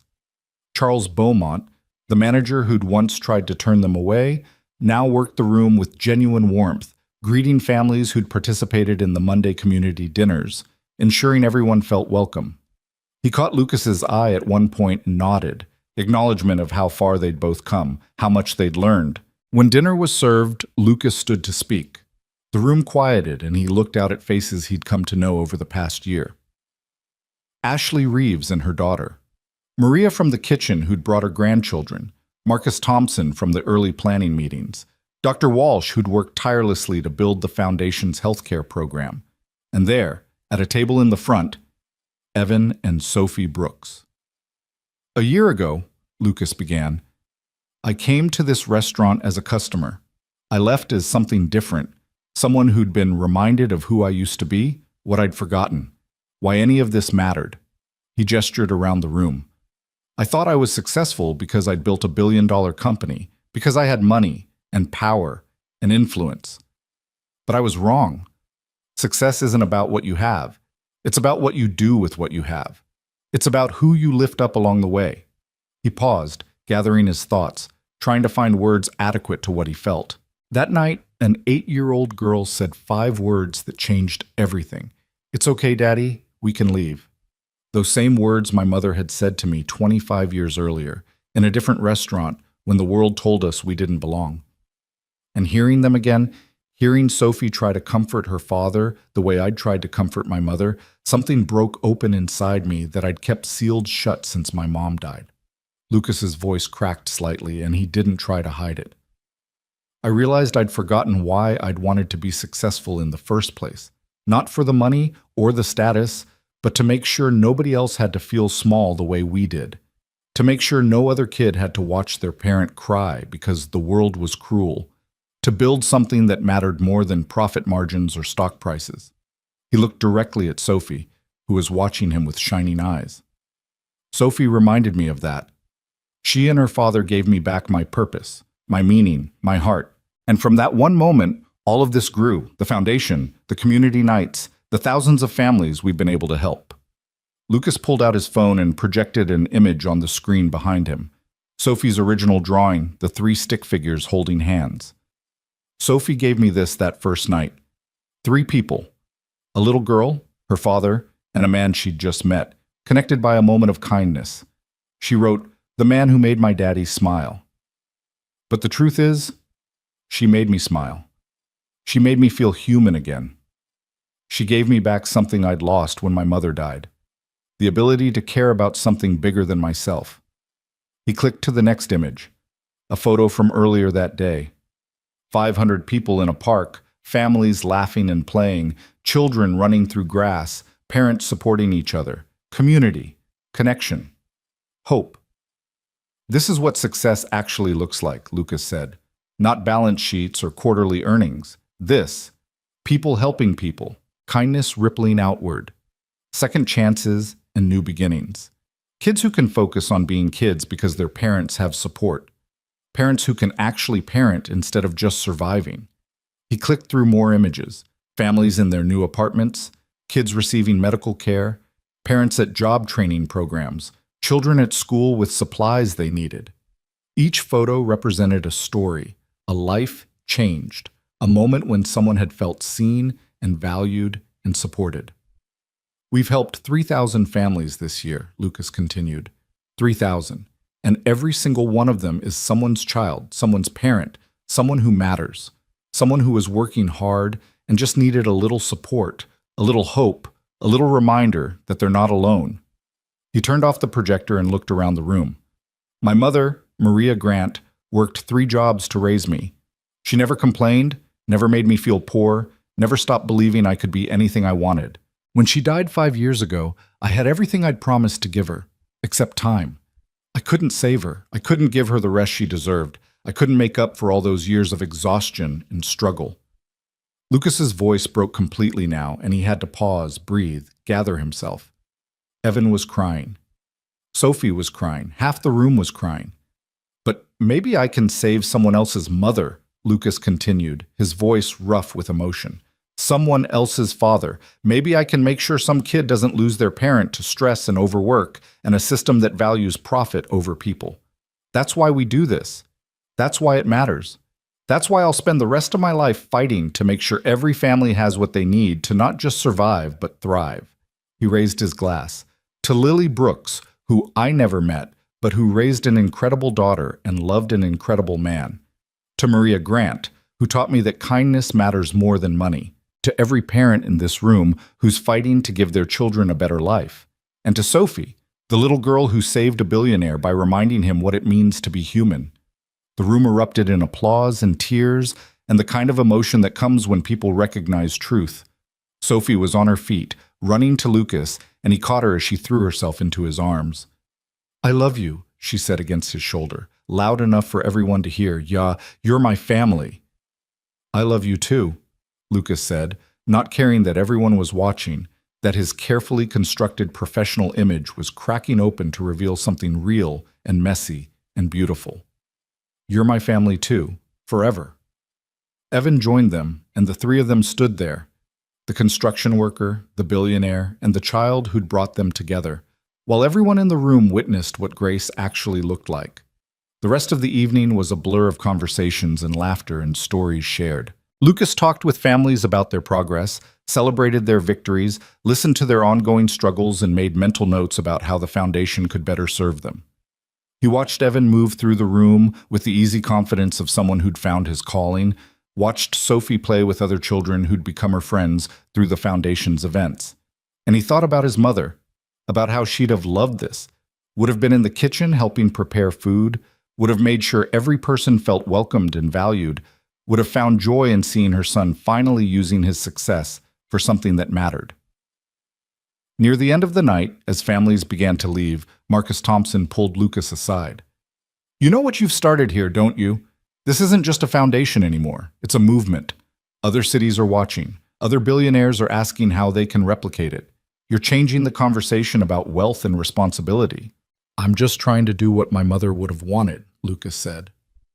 "No," Marcus corrected gently. "You're doing what you wanted, what you needed. The money and the power were always just tools. You're the one who decided to use them for good. That's on you, man. Own it." Lucas thought about that as he drove Sophie and Evan home later that night. Sophie had fallen asleep in the back seat, exhausted and happy, still wearing the fancy dress Lucas had bought her for the evening. Evan sat in the passenger seat, quiet and contemplative. "You okay?" Lucas asked. "More than okay," Evan said. "I'm just thinking about how different our lives are now compared to a year ago. How close I came to giving up completely. How one night changed everything." "You never would have given up," Lucas said with certainty. "Not with Sophie depending on you." "Maybe not," Evan agreed. "But I was drowning, Lucas. Working all those hours, barely keeping our heads above water, watching Sophie grow up too fast because she was trying to take care of me. I was failing her." "You were surviving impossible circumstances," Lucas corrected. "There's a difference." They pulled up to the Brooks house. Not the apartment anymore, but a real house with a yard where Sophie could play and rooms where they could spread out and breathe. The foundation had helped with the down payment, but Evan's new salary meant they could afford the mortgage. It was theirs, earned and owned, a symbol of how far they'd come. Lucas helped carry sleeping Sophie inside, laid her gently in her bed, the one with the bookshelf Lucas had built for her birthday, full of books he'd carefully selected, the desk where she did homework, the walls covered in her artwork. She stirred slightly, mumbled something that sounded like "love you," and burrowed into her pillows. Downstairs, Evan made coffee, and they sat at the kitchen table the way they had so many times before. But this felt different somehow, more settled, more certain, like they'd weathered storms and come through not just intact, but stronger. "I've been thinking," Evan said carefully, "about Emily, about how she'd feel about all of this." Lucas waited, giving him space to work through whatever he needed to say. "She always believed that people were basically good, that kindness mattered more than anything else. She used to say that every person we meet is fighting a battle we know nothing about, so we should always choose compassion. Evan smiled, though his eyes were wet. I got so angry after she died. At God, at the universe, at the unfairness of it all. Lost that belief in goodness for a while. That's understandable, Lucas said quietly. But you gave it back to me, Evan continued. You stood up in that restaurant when you didn't have to. You saw us, really saw us, when everyone else was looking away. You reminded me that Emily was right, that there is goodness in the world, that compassion matters. And now Sophie has that belief too. She's growing up knowing that people can be kind, that one person can make a difference, that helping others is what life's actually about. He looked at Lucas with an intensity that was almost uncomfortable. That's Emily's real legacy. Not the foundation named after her, though that's incredible. But the fact that her daughter is growing up believing in goodness because you showed us it exists, that would have made her so happy. Lucas felt tears burning behind his eyes. I wish I'd known her. In a way you do, Evan said. Everything good about Sophie, that's Emily. The kindness, the empathy, the way she sees people who are hurting and wants to help, that's all Lily. And now you're helping Sophie become more of what her mother was. You're honoring Emily every day just by being part of our lives. They sat in silence for a while, drinking coffee that had gone lukewarm, thinking about the women who'd shaped them, Maria and Emily, both gone too soon, both still present in everything that mattered. Lucas, Evan finally said, I know you've got your own place, your own life, but you should know this is your home too, whenever you need it, your family. Thank you, Lucas said, his voice rough.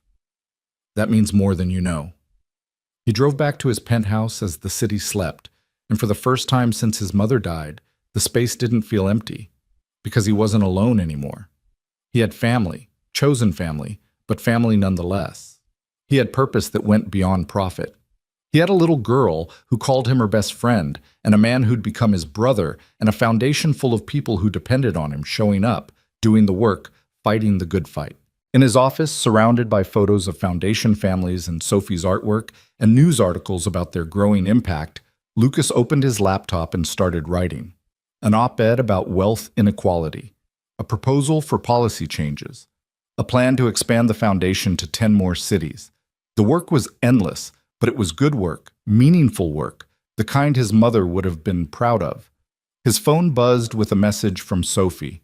She must have woken up and convinced Evan to let her send one text before going back to sleep. Tonight was perfect. Best family ever. Love you, infinity. Lucas typed back, Love you, infinity +1. Sleep tight, princess. He sat back in his chair and looked around his office, at the evidence of a life redirected, a purpose reclaimed, a heart reopened after years of self-protective numbness. And he thought about that night at Le Chateau, about 5 words spoken by a brave little girl, about how a single moment of choosing kindness over indifference had created ripples that were still spreading outward. The man who made my daddy smile. But Sophie had done more than make Evan smile. She'd made Lucas feel again, saved him from a life of hollow achievement, given him back his humanity, and in return, he'd promised to spend his life making sure no other child had to feel invisible, no other parent had to feel like they were failing, no other family had to choose between impossible options. It wasn't redemption. His mother was still gone, and nothing would change that. But it was purpose. It was meaning. It was a life worth living, full of people worth fighting for, full of moments that mattered more than any balance sheet or stock price ever could. Lucas pulled up the photo from the park. 500 people, families laughing and playing, community and connection and hope made visible. Then he opened his email and started working on the plans to expand. More cities, more families, more ripples spreading outward from one moment of choosing to stand up instead of stay seated, to care instead of ignore, to act instead of accept. Outside his window, the city sparkled with lights. Millions of people living their lives, fighting their battles, hoping for better days. Some of them struggling in ways Lucas couldn't see. Some of them one crisis away from disaster. Some of them just needing someone to see them, to acknowledge their worth, to offer a hand up instead of looking away. He couldn't save them all, but he could try. He could build systems and change policies. and use every resource at his disposal to make the world a little kinder, a little more just, a little more like the place his mother had always believed it could be. And somewhere, Lucas hoped, Maria Grant was watching her son finally become the man she'd raised him to be. Not the richest or the most powerful, but the kindest. The one who remembered where he came from. The one who used his success to lift others up. The man who made my daddy smile. Lucas touched the framed drawing on his desk, those three stick figures holding hands, connecting a billionaire and a construction worker and a little girl through a moment of grace, and smiled. This was success. This was what mattered. This was everything. And it had all started with 5 words, spoken by a brave child on the worst night that became the best night, when everything changed because one person chose to stand up and say, "This is wrong. You matter. I see you."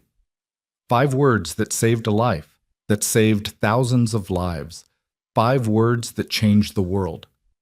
"It's okay, Daddy. We can leave." But they hadn't left. They'd stayed. They'd fought. They'd built something beautiful together, and they were just getting started.